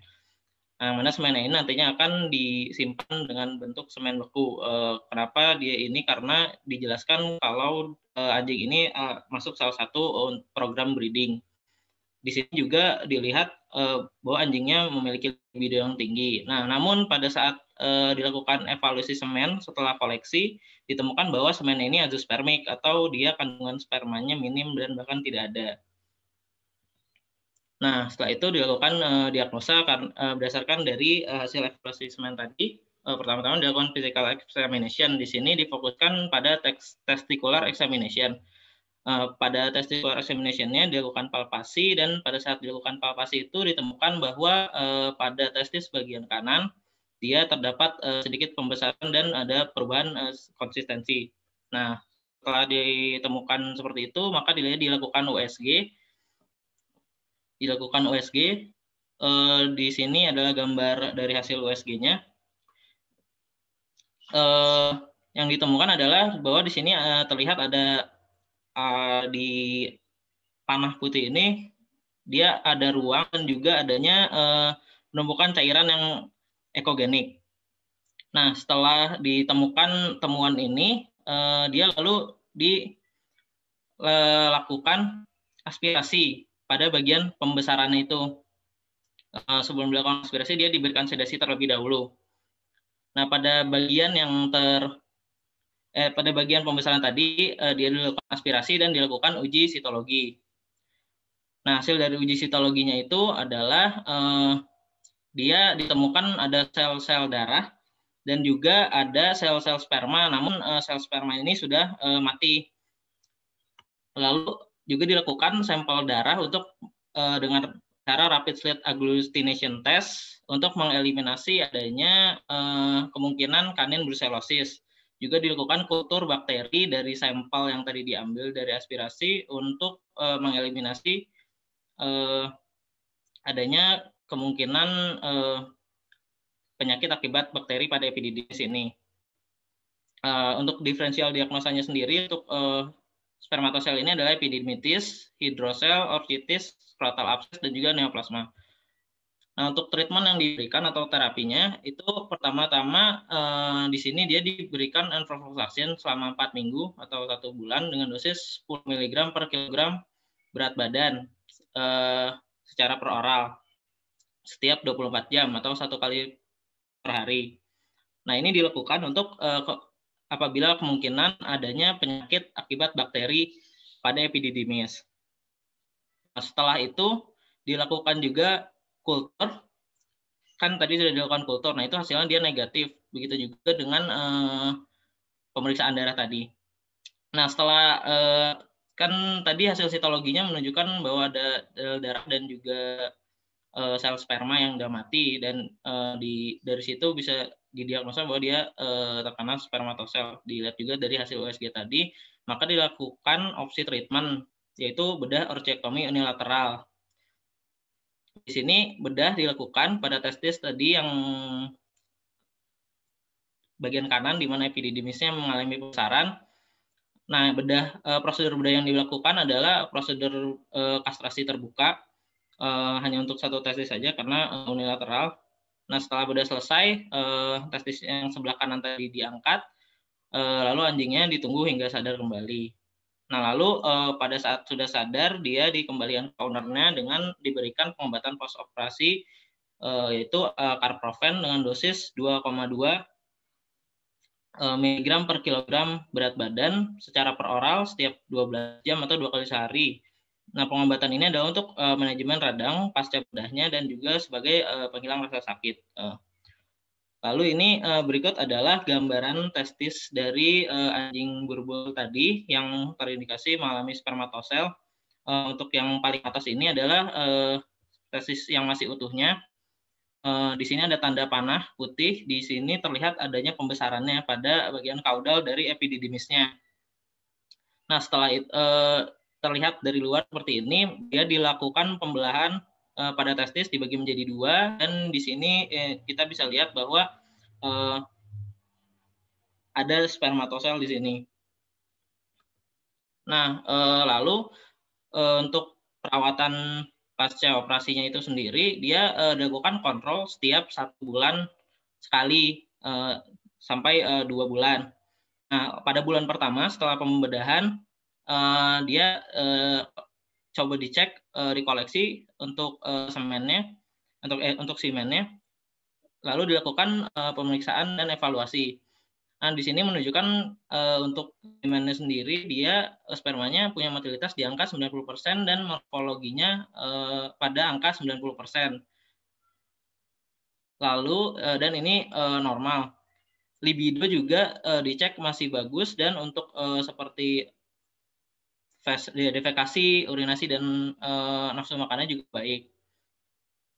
Lalu setelah itu sebulan kemudian dia kembali cek, untuk motilitasnya bertambah menjadi 95%, untuk morfologinya tetap sama. Dan di sini dia dilakukan koleksi dan pengolahan menjadi semen beku, dan dilakukan untuk tes post towingnya untuk melihat apakah motilitas spermanya masih bagus apabila sudah dibekukan. Dan hasilnya adalah 40% motil untuk pada tes post towingnya. Untuk anjing sendiri dikatakan bahwa untuk hasil ini masih cukup rentang normal, karena katanya normal pada anjing itu adalah sekitar 40-50.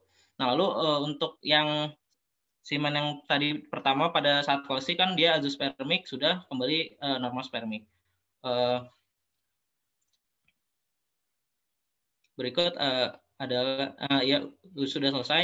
Jadi sekian, terima kasih atas perhatiannya. Assalamualaikum warahmatullahi wabarakatuh. Saya kembalikan ke Dr. Ulum. Baik, terima kasih Noval. Kita lanjutkan untuk 2 present terakhir, yaitu yang pertama Mas prostat ya, ini kepada Vera untuk menyiapkan paparannya. Izin share screening, Dok.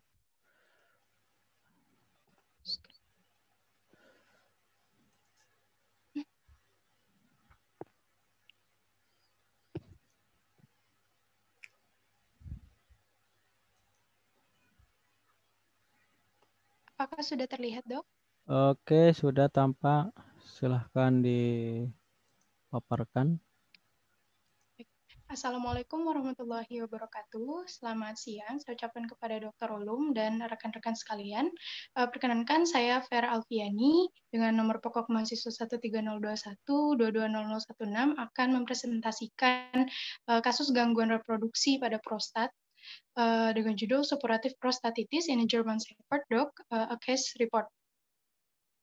Nah, pendahuluan, prostatitis ini merupakan penyakit yang sering terjadi pada anjing. Lebih dari 38% ini diakibatkan oleh bakteri. Rata umur yang terinfeksi adalah berkisar 8,2 tahun. Kemudian prevalensi rata suppurative prostatitis ini sekitar 5%. Nah, biasanya suppurative prostatitis ini disebabkan oleh mikroflora aerobik dari uretra. Dapat terjadi karena infeksi bakteri Escherichia coli, kemudian Staphylococcus aureus, Klebsiella, Proteus mirabilis, Mycoplasma, kemudian Pseudomonas aeruginosa, Enterobacter, Streptococcus, Pasteurella, dan Haemophilus. Nah, gejala klinik yang biasanya ditimbulkan adalah depresi, kesakitan pada palpasi rektal pada bagian prostat, kemudian terlihat adanya demam, kesulitan urinasi ataupun defekasi, stiff leg, kemudian hematuria, dan edema skrotum, serta polakiuria.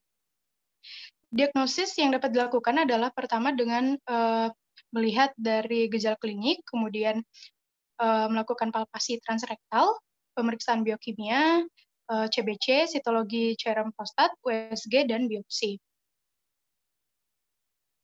Selanjutnya adalah laporan kasus. Signalmennya adalah anjing jantan ras German Shepherd usianya 8 tahun dengan keluhan tidak mau makan, kemudian muntah, konstipasi, ribbon-like stools, kemudian urinnya menetes dan bau busuk dari mulut selama 6 hari, serta hewan tidak aktif.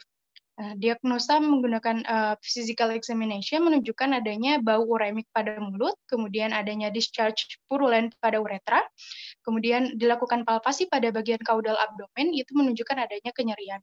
Kemudian suhunya 104 derajat Fahrenheit atau 40 derajat Celcius, ini terbilang anjing mengalami demam, kemudian denyut tadinya normal 80 per menit, dan respiratory rate-nya 23 per menit.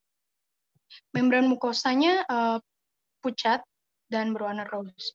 Kemudian diagnosa selanjutnya dilakukan pemeriksaan rektal, di mana kelenjar prostat di sini terpalpasi lebih hangat, kemudian membesar, halus, dan konsistensinya itu keras dan dapat digerakkan di rongga pelvis. Kemudian palpasi rektal juga menimbulkan kenyerian. Nah, pada pemeriksaan USG, kelenjar prostat ini menunjukkan adanya multifocal anechoic dan hiperechoic pada parenkima prostat. Kapsul prostat juga terlihat irregular. Kemudian total panjang prostat sekitar 6,14 cm dengan kedalaman 4,30 cm dan lebar 2,30 cm dan volumenya 31,76 cm3. Nah, dalam pemeriksaan USG ini juga ditemukan adanya splenomegali, ginjal kanan dan kiri ini lebih kecil dan bentuknya irregular. Kemudian corticomedullary junction-nya juga tidak jelas. Pada pemeriksaan sitologi cairan prostat itu ditemukan adanya jumlah neutrofil toksik yang banyak dan sel squamous yang sedikit. Nah, hasil kultur dari discharge atau cairan dari prostat ini menunjukkan adanya koloni E. coli dengan sensitivitas terhadap enrofloxacin. Pemeriksaan CBC, hemoglobin, eritrosit, dan PCV itu terbilang normal. Kemudian dalam pemeriksaan CBC ini juga menunjukkan adanya leukositosis yang sangat tinggi, kemudian neutrofil juga neutrofilia sebanyak 79%, dan untuk pemeriksaan serum biokimia ini menunjukkan adanya hiperglobulinemia, kemudian azotemia dengan peningkatan pada blood urea nitrogen sebanyak 78 mg per desiliter dan kreatinin yang tinggi dengan 8,5 mg per desiliter yang meningkat pada hari ke-18 dengan 15,5 mg per desiliter. Kemudian pada pemeriksaan urin itu ditemukan spesifik gravity yang rendah, serta adanya proteinuria dengan grade 2+, dan adanya sel-sel nanah 2+. Kemudian kultur examination-nya, urin dengan menggunakan kateter ini tidak menunjukkan adanya pertumbuhan bakteri. Treatment-nya pertama dilakukan pemberian antibiotik enrofloxacin dengan dosis 10 mg per kilogram berat badan, diberikan IV, kemudian antiemetik dengan injeksi metaclopramid dengan dosis 0,2 mg per kilogram berat badan melalui subkutan. Kemudian diberikan juga proton pump inhibitor, yaitu pantoprazol dosis 1 mg per kilogram berat badan melalui IV. Nah, pemberian intravenous fluid therapy ini diberikan dengan normal salin atau 0,9% NaCl selama 20 hari. Nah, hasil dari treatment ini, kondisi anjing sedikit membaik setelah 4 hari pengobatan, namun tidak ada peningkatan setelahnya dan semakin memburuk. Anjing kemudian mati setelah 20 hari kemudian. Nah, pada pemeriksaan otopsi, kedua lobus prostat itu menunjukkan adanya perbesaran dan terdapat nanah pada saat penyayatan di kelenjar prostat. Kemudian ginjal kanan dan kiri ini mengecil dengan bentuk irregular yang dilengkapi dengan area nekrotik. Nah, sayangnya dalam hal ini tidak dilakukan histopatologi untuk melihat tingkat keparahan dari renal failure atau gagal ginjal dari si anjing ini. Kemudian histologi prostat ini kelenjar ASI ini dipenuhi dengan neutrofil dan beberapa kista yang berisi cairan sekresi. Kemudian sel-sel lapisan di kelenjar ASI ini tidak terlihat jelas dan adanya fibrosis interstisial yang moderat.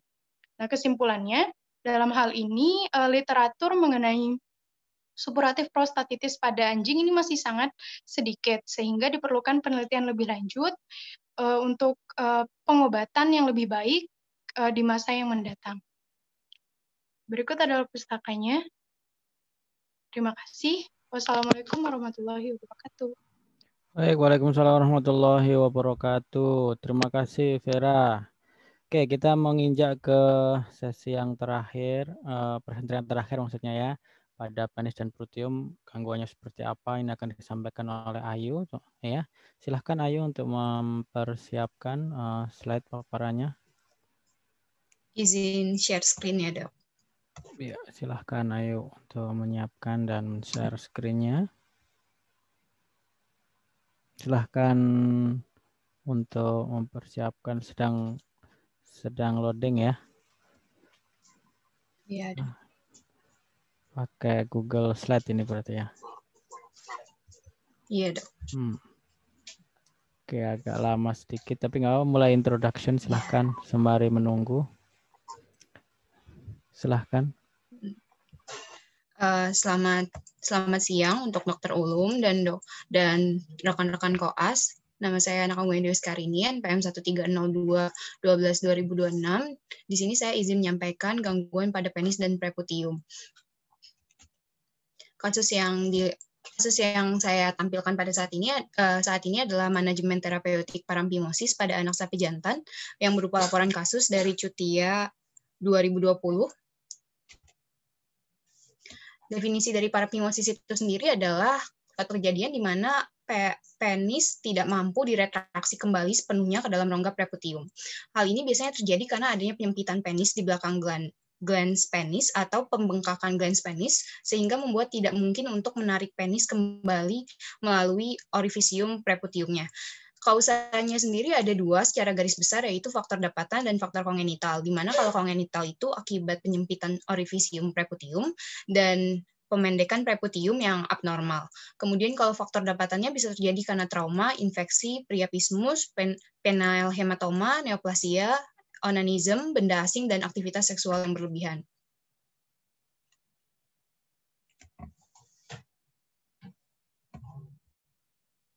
Sinyalemennya sendiri, sinyalemennya yaitu sapi jantan, crossbred, umur 1 tahun, atau bisa dibilang juga masih muda. Kemudian anamnesanya adalah anuria, anoreksia, protrusi dari penis berkelanjutan. Sapi jantan juga diketahui dari pemiliknya menaiki 2 kali atau mounting ke sapi Friesian Holstein yang ukurannya lebih besar ketika FH-nya itu sedang estrus. Gejala klinis yang ditunjukkan itu adanya edema pada glans penis. Edema ini juga ditambah adanya kotoran dari tanah dan feses, kemudian preputiumnya terbuka di ujung orifisiumnya, kemudian di mana ada selaput lendir yang juga terlihat pucat dan kering. Kemudian diagnosanya sendiri dari physical examination diketahui bahwa suhu rektal, pernapasan, dan detak jantung berada dalam kisaran normal, namun tidak dijelaskan berapa angkanya. Oleh karena itu didiagnosa sebagai paraphimosis akibat cedera penis saat menaiki sapi FH yang ukurannya jauh lebih besar. Kemudian patogenesisnya sendiri, karena ini cedera berarti paraphimosis yang terjadi adalah paraphimosis dapatan. Paraphimosis dapatan ini akibat cedera penis ketika si anak sapi jantan ini menaiki FH dan saat dia sedang ereksi. Kemudian cedera penis ini dapat menyebabkan kerusakan saraf yang menginervasi penis dan apabila berlanjut akan dapat menyebabkan paralisa pada otot retraktor penis. Awalnya tidak ada kelainan apapun, jadi normal dan tidak sakit. Namun setelah beberapa lama terjadi peradangan pada penisnya, kemudian terjadi edema yang juga dilanjuti dengan adanya gangguan sirkulasi darah yang juga diperburuk dengan penisnya itu dijilati dan juga kondisinya kotor.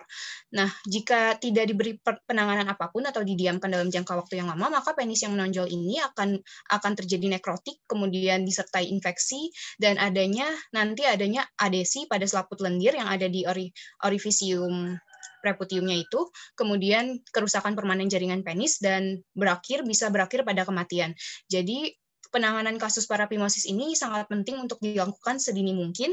Hal ini dapat menyelamatkan hewan dan memulihkan kemampuan reproduksi hewan itu sendiri.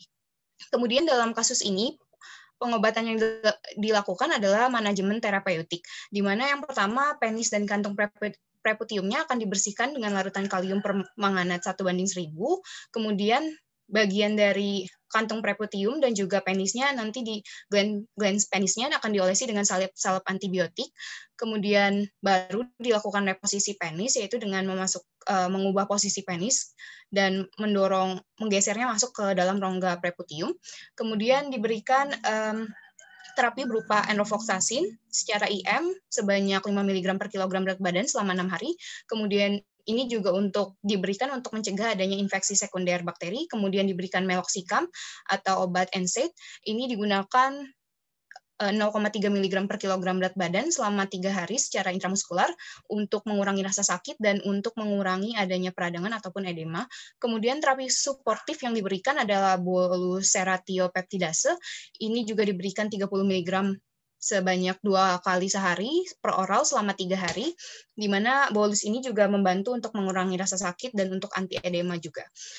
Ini adalah protrusi dari penis yang bisa dilihat di sini, kemudian ini saat melakukan pembersihannya dengan kalium permanganat, kemudian yang terakhir ini adalah reposisi penis dimasukkan ke dalam orifisium preputium, dan tidak disebutkan dalam berapa hari, namun hewan pulih dengan baik dan tidak terjadi pengulangan parapimosis itu sendiri.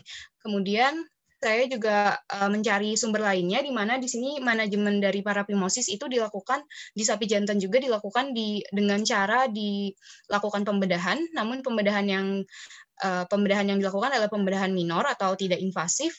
Yang dilakukan yaitu dengan melakukan penjahitan pada orifisium preputiumnya menggunakan jahitan purse string atau tobacco. Kemudian juga pos operasinya sama, diberikan antibiotik, kemudian NSAID, dan di jurnal yang satu ini, yang dari Gunajit ini, dia dilepas jahitannya pada hari ke-9. Kemudian di sumber yang lain, di fase H ini juga dilakukan akut parapimosis dilakukan dengan surgical management, juga dilakukan dengan purse string di orifisium preputiumnya, dan operasinya juga sama, kemudian tapi dia jahitannya dilepas di hari ke-7. Hal ini dari yang saya lihat ada perbedaan pada saat preoperasinya, di mana di fase H ini lebih lege artis, sehingga mungkin ini menyebabkan jahitan dilepas lebih cepat daripada yang di sebelumnya. Sekian presentasi dari saya, kurang lebihnya saya mohon maaf. Terima kasih. Saya kembalikan ke Dr. Ulum. Baik, terima kasih Ayu. Silahkan teman-teman untuk pertanyaannya ya. Minimal ada 1 pertanyaan kepada temannya. Silahkan pertanyaan untuk Grace. Silahkan kasus pada ovarium. Silahkan temannya bertanya. Izin bertanya, Dok. Ya, silahkan.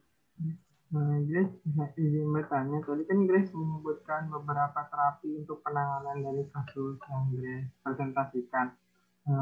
Namun untuk prognosa dari kasus yang Grace sampaikan itu bagaimana? Terima kasih. Apakah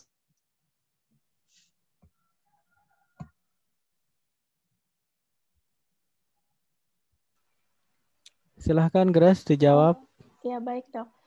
Terima kasih Riki atas pertanyaannya. Untuk prognosanya sendiri sebenarnya untuk kista ovarium itu tergantung pada kasusnya. Seperti yang sudah saya jelaskan tadi sebelumnya, prognosa awal kalau lebih cepat terdiagnosa dari awal itu akan lebih diobat, maka prognosanya akan lebih baik, yaitu Fausta. Namun di samping itu juga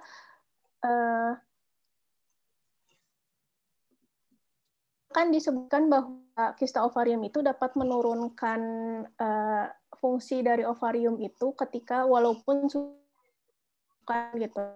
Namun ada juga beberapa kasus di mana kalau tidak terdeteksi dari awal sehingga kista ovarium itu bertumbuh benar-benar besar itu dapat menyebabkan dua torsio dari ovariumnya, sehingga kalau torsio itu kan nanti terpelintir, terjepit gitu pembuluh darahnya sehingga akan jadi nekrosis atau hipofungsi begitu.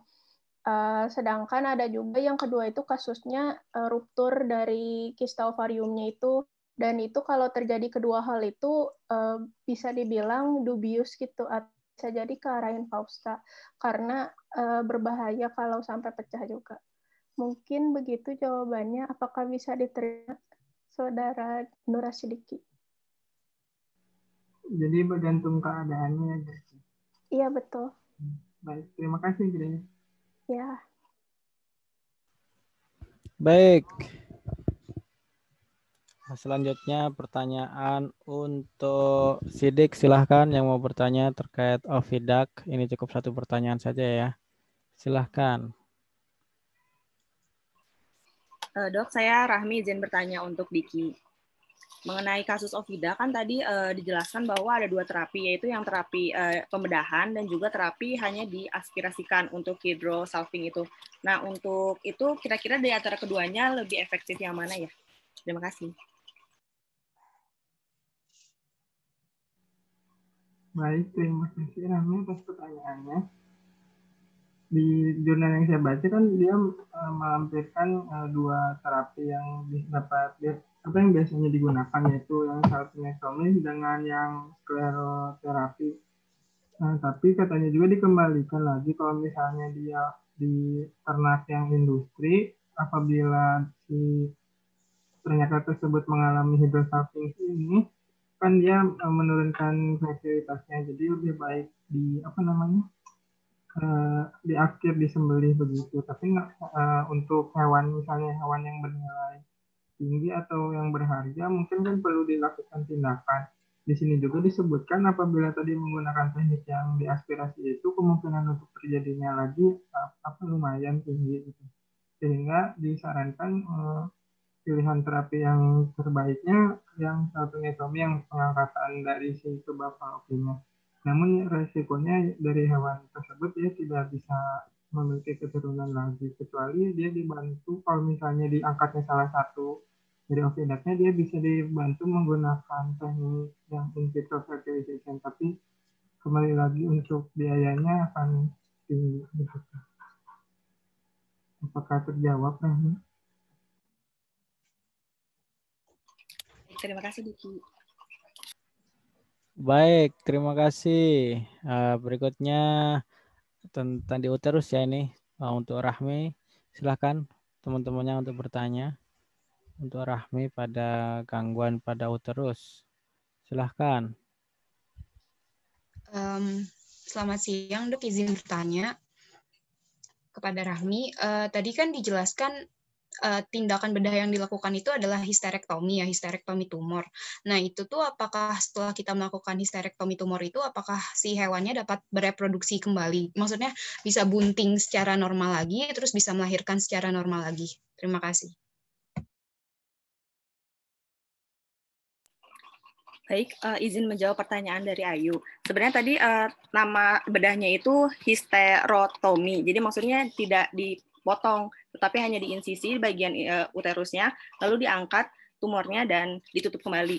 Nah, untuk kasus ini sebenarnya sapinya kan pulih kembali dan dia setelah 12 bulan dia dapat melahirkan dengan normal kembali, dan artinya si uterus ini sudah kembali normal dan sudah bisa melahirkan setelah tadi 40 hari pasca dari operasi ini.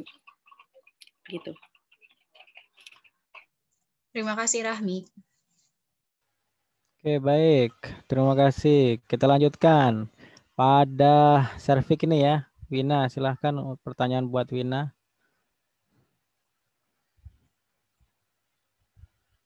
Silahkan. Temannya tidak tertarik dengan kasusnya yang di Wina kah? Atau saya tunjuk? Saya izin bertanya, Dok. Iya, silahkan Mila. Dok, apakah suara saya terdengar? Ada, silahkan Mila. Oh iya, baik.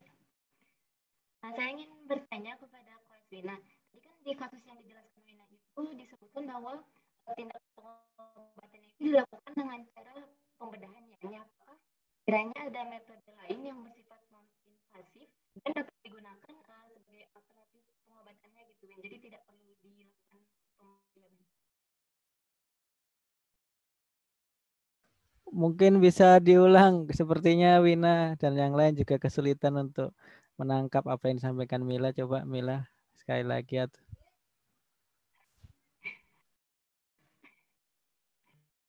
Sudah jelas sekarang, Dok? Wina, apakah suara saya terdengar jelas? Terdengar, Mil. Baik, izin mengulangi pertanyaan ya, Win. Jadi kan tadi kasus yang dijelaskan, ya. Jadi kasus yang dijelaskan Wina itu disebutkan bahwa tindakan pengobatan yang dilakukannya itu dengan cara pembedahan ya, Win. Nah, yang ingin saya tanyakan itu kan sekiranya ada tindakan pengobatan lain, Win, apa yang tidak bersifat invasif gitu, Win, yang bersifat invasif. Jadi tidak perlu dilakukan pembedahan begitu. Ya, apakah menangkap, Win?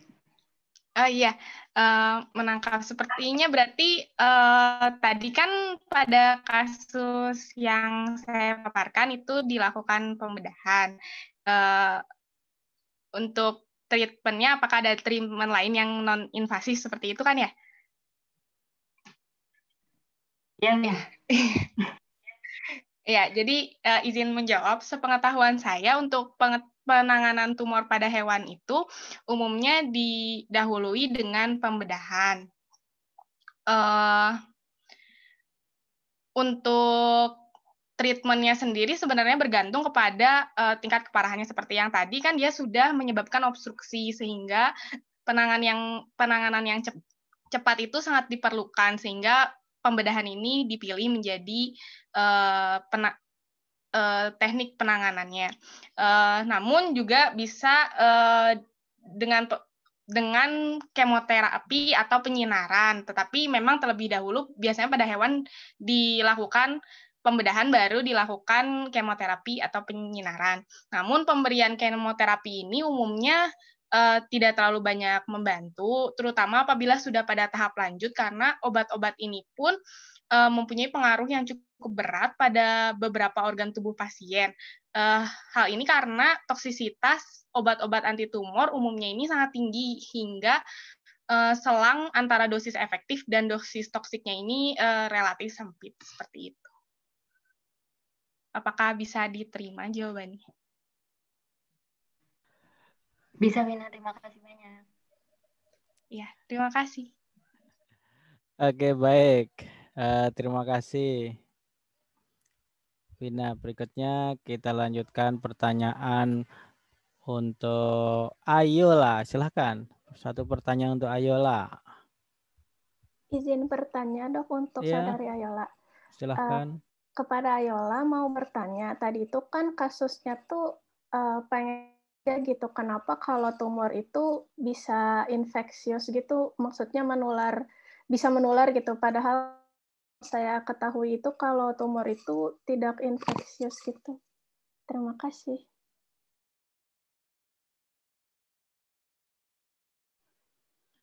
Terima kasih, Grace. Pertanyaannya, untuk tumor ini dapat menular ya, karena terjadi perpindahan dari mitokondria tumor pada anjing yang sakit. Kemudian perpindahan itu terjadi karena kontak langsung tadi seperti kopulasi, kemudian tadi menjilat alat kelaminnya itu, kemudian dari situ berpindah pada sel yang sehat pada anjing yang kontak, sehingga terjadi fusi antara DNA dari mitokondria yang tumor dengan anjing yang terkontak. Kemudian setelah fusi itu terjadi replikasi DNA. Kemudian pada sel yang terjadi replikasi itu menyebabkan pertumbuhan sel yang tidak terkontrol sehingga pada anjingnya itu ada kontak. Pada anjing yang kontak itu menjadi tumor begitu. Sebenarnya ada video, Dok boleh di-share screen, izin. Ya, silahkan.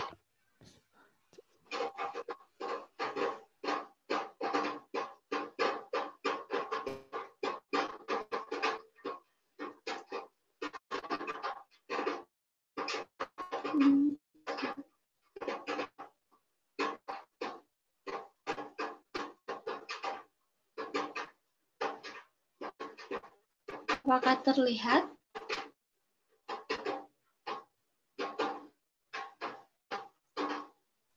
Ya, silahkan.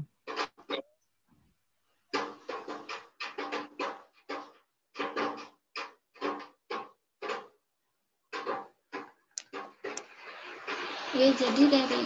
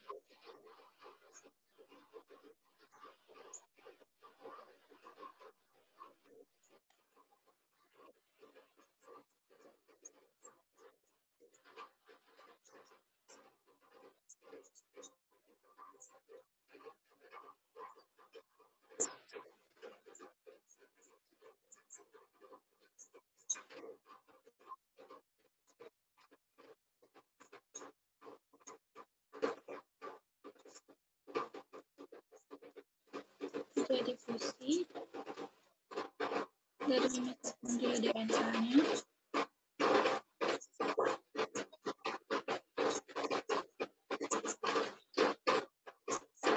Ini diduga ya pada manusia, namun masih dugaan dan sulit dideteksi.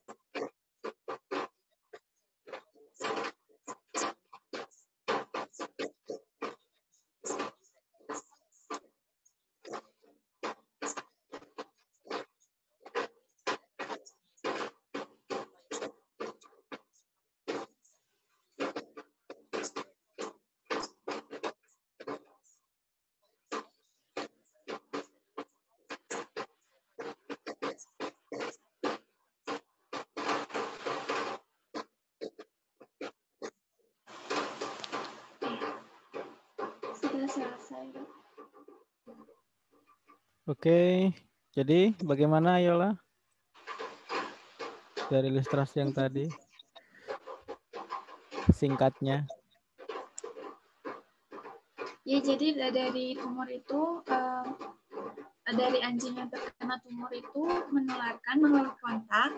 Kemudian dari kontak itu, mitokondria dari sel tumornya itu berpindah, dan berpindah itu melakukan fusi dengan DNA yang ada di anjing yang sehat. Kemudian dari fusi itu sehingga terjadi replikasi DNA dan memperbanyak diri, sehingga pada anjing yang sehat juga terjadi tumor. Yang dimasuk kontak apa ya, Yol?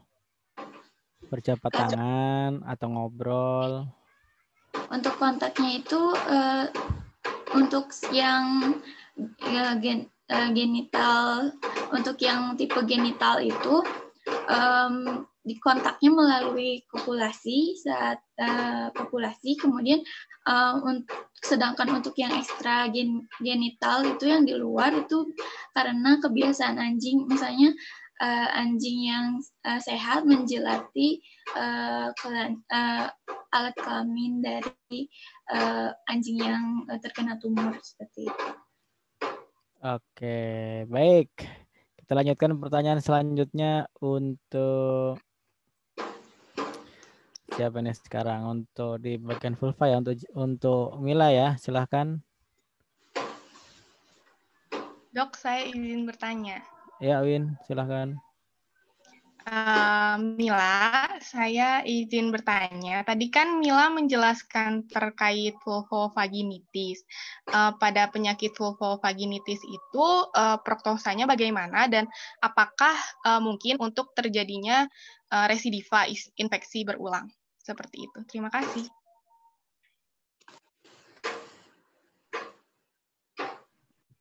Baik, terima kasih banyak atas pertanyaannya. Saya mau coba menjawab ya, Dok. Jadi kalau untuk prognosanya sendiri, vulvovaginitis ini sebenarnya baik. Tapi kembali lagi ke seperti yang tadi sudah dijelaskan, perlu diagnosa penuh yang lebih lanjut supaya diketahui pasti kalau penyebabnya apa, sehingga pengobatan yang diberikannya juga bisa berjalan efektif dan persembuhannya lebih, dan apakah dapat terjadi berulang itu kalau menurut beberapa jurnal lain yang saya baca, kalau pada sapi itu vulvovaginitis emang kadang intermittent itu, jadi kadang sesekali muncul kembali begitu. Jadi kalau untuk kemungkinannya berulang kembali ada, ditambah kondisi lingkungan yang buruk kayak gitu, itu kan bisa juga jadi memperburuk kondisinya ya, jadi lebih mudah terinfeksi kembali begitu. Win, apakah dapat ditangkap? Bisa, Mil. Terima kasih, Mila. Oke, baik. Terima kasih. Selanjutnya untuk siapa ini? Untuk yang jantan ya. Yang testikel buat putih siapa? Mau bertanya?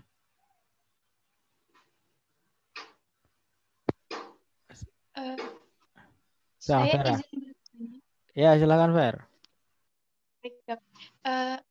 Izin bertanya kepada Koas Meli, tadi kan untuk kasus cryptorchid sendiri, cryptorchid. Nah, untuk kasus cryptorchid ini kan biasanya diikuti dengan gangguan dari spermatogenesis. Nah, pertanyaannya, apa yang menjadi penyebab gangguan spermatogenesis pada kasus cryptorchid ini? Terima kasih.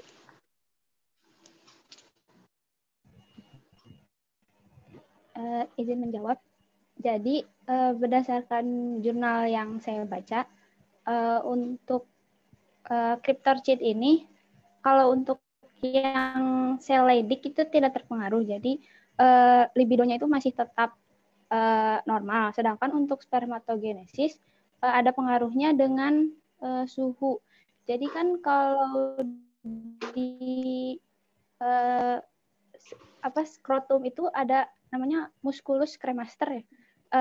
Nah, si musculus ini kan gunanya untuk mengatur suhu.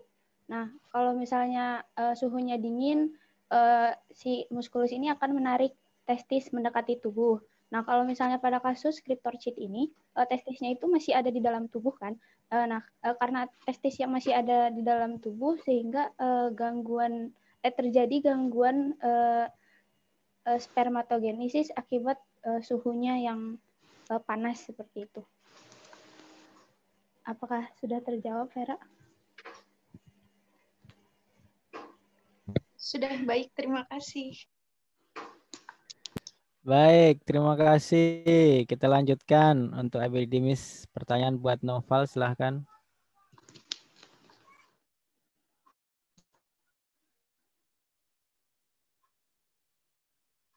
Izin bertanya, Dok. Apakah terdengar suaranya? Ada, baik, terdengar, silahkan. Untuk saudara Noval, izin bertanya, mengapa pada kasus spermatosel ini terjadi penumpukan sperma ya? Penyebabnya itu apa gitu?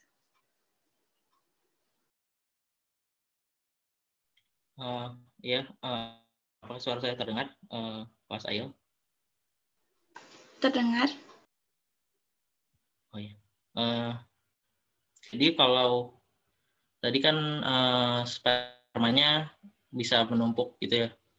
Nah itu sebenarnya untuk penyebab spesifiknya itu kalau dari yang saya baca di jurnal yang saya maupun beberapa jurnal lain itu spesifiknya belum diketahui. Namun ada beberapa dugaan karena kan dia terjadi penumpukan, berarti di situ ada bisa jadi dugaannya itu adalah obstruksi baik itu obstruksi di saluran epididimis pun di obstruksi di vas deferens. Selain itu juga bisa saja dia terjadi hiperplasia pada epididymis, pada sel-sel epididymisnya sehingga terjadi penyempitan. Makanya di situ yang dugaan paling besarnya itu ada di obstruksi karena dia terjadi, jadi spermanya numpuk dan dia tidak bisa keluar gitu. Ayo, apakah jelas, Ayola? Oh iya. Terima kasih Koas Noval, sudah jelas. Oke, baik. Kenapa tidak bisa keluar, Val? Mengumpul terus nggak bisa keluar, kenapa? Ya,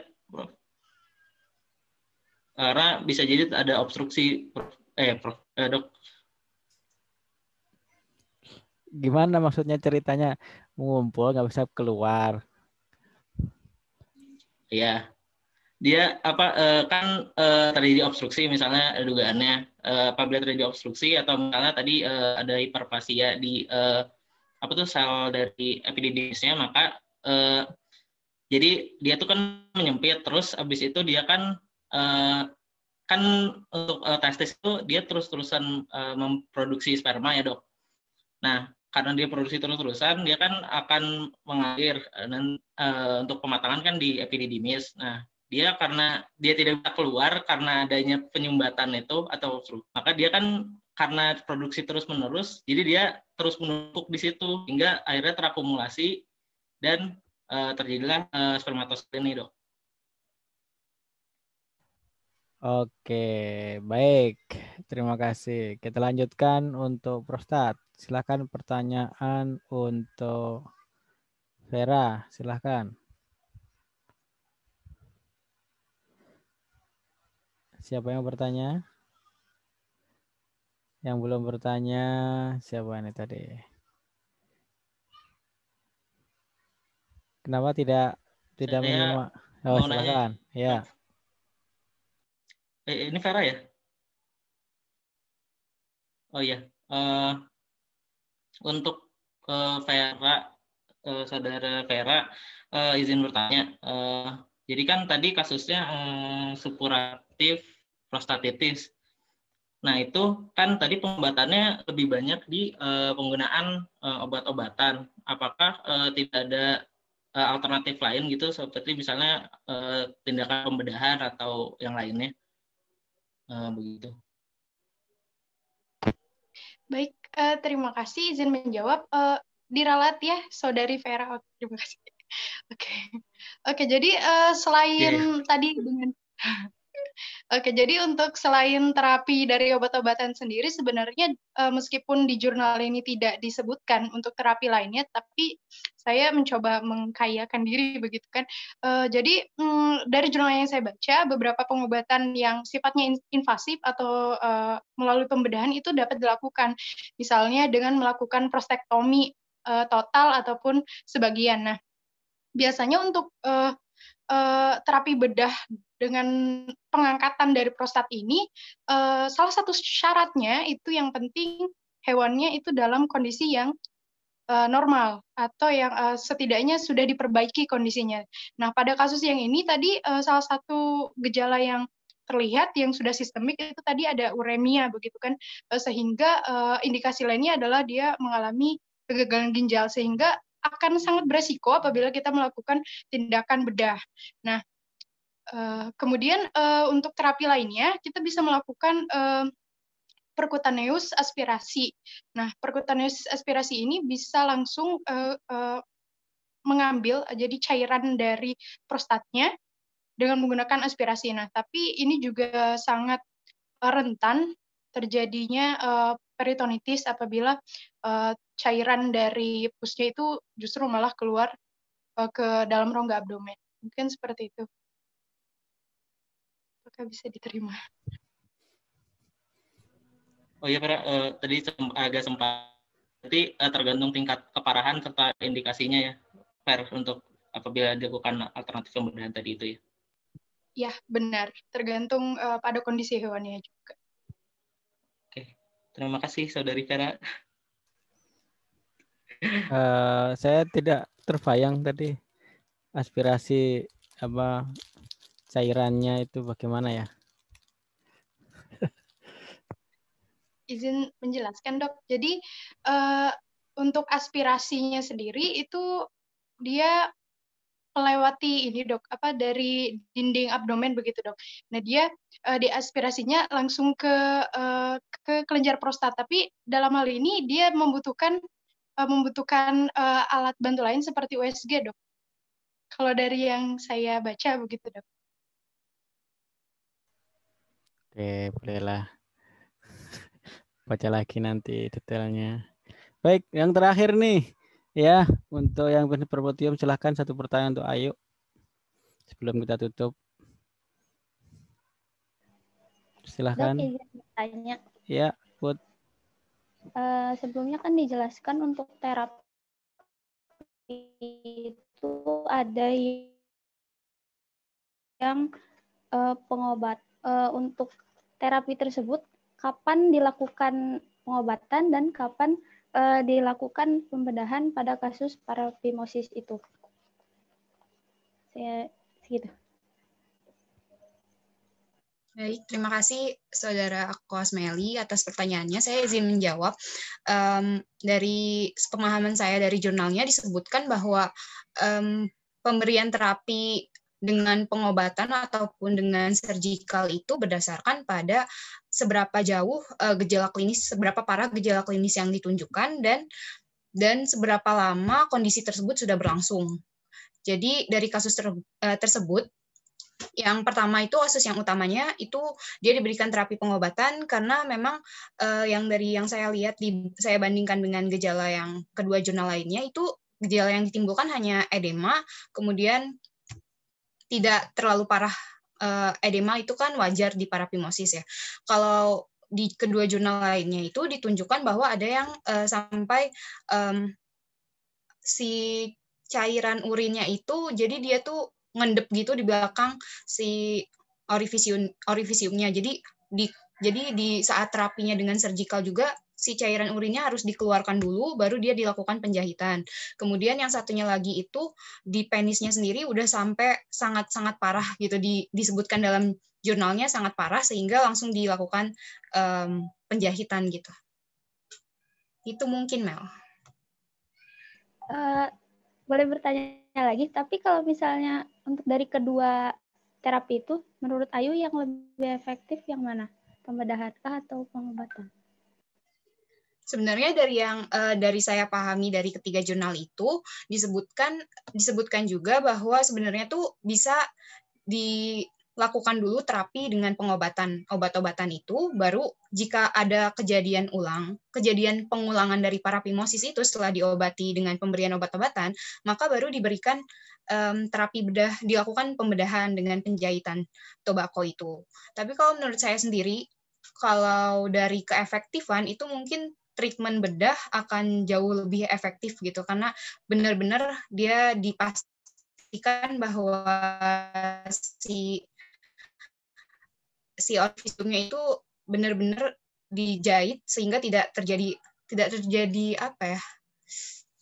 Jadi diretensi gitu, biar nggak keluar lagi si penisnya, nggak bisa masuk kembali gitu. Mungkin itu sepahaman. Oke, baik. Baik ya, terima kasih semuanya atas diskusi, pertanyaan dan paparannya. Untuk lebih detail lagi nanti dieksplor lagi ya dari beberapa literatur yang dibaca, karena hal-hal detail bisa mungkin tidak tersampaikan pada paparan ini karena waktu yang terbatas. Kita tutup saja untuk pertemuan selanjutnya ya. Untuk kali ini kita cukupkan karena sudah 2 jam lebih. Baik, terima kasih. Selamat sore. Assalamualaikum warahmatullahi wabarakatuh. Waalaikumsalam, Dok. Terima kasih, Dok. Terima kasih banyak, Dok. Terima kasih, Dok. Terima kasih, Dok.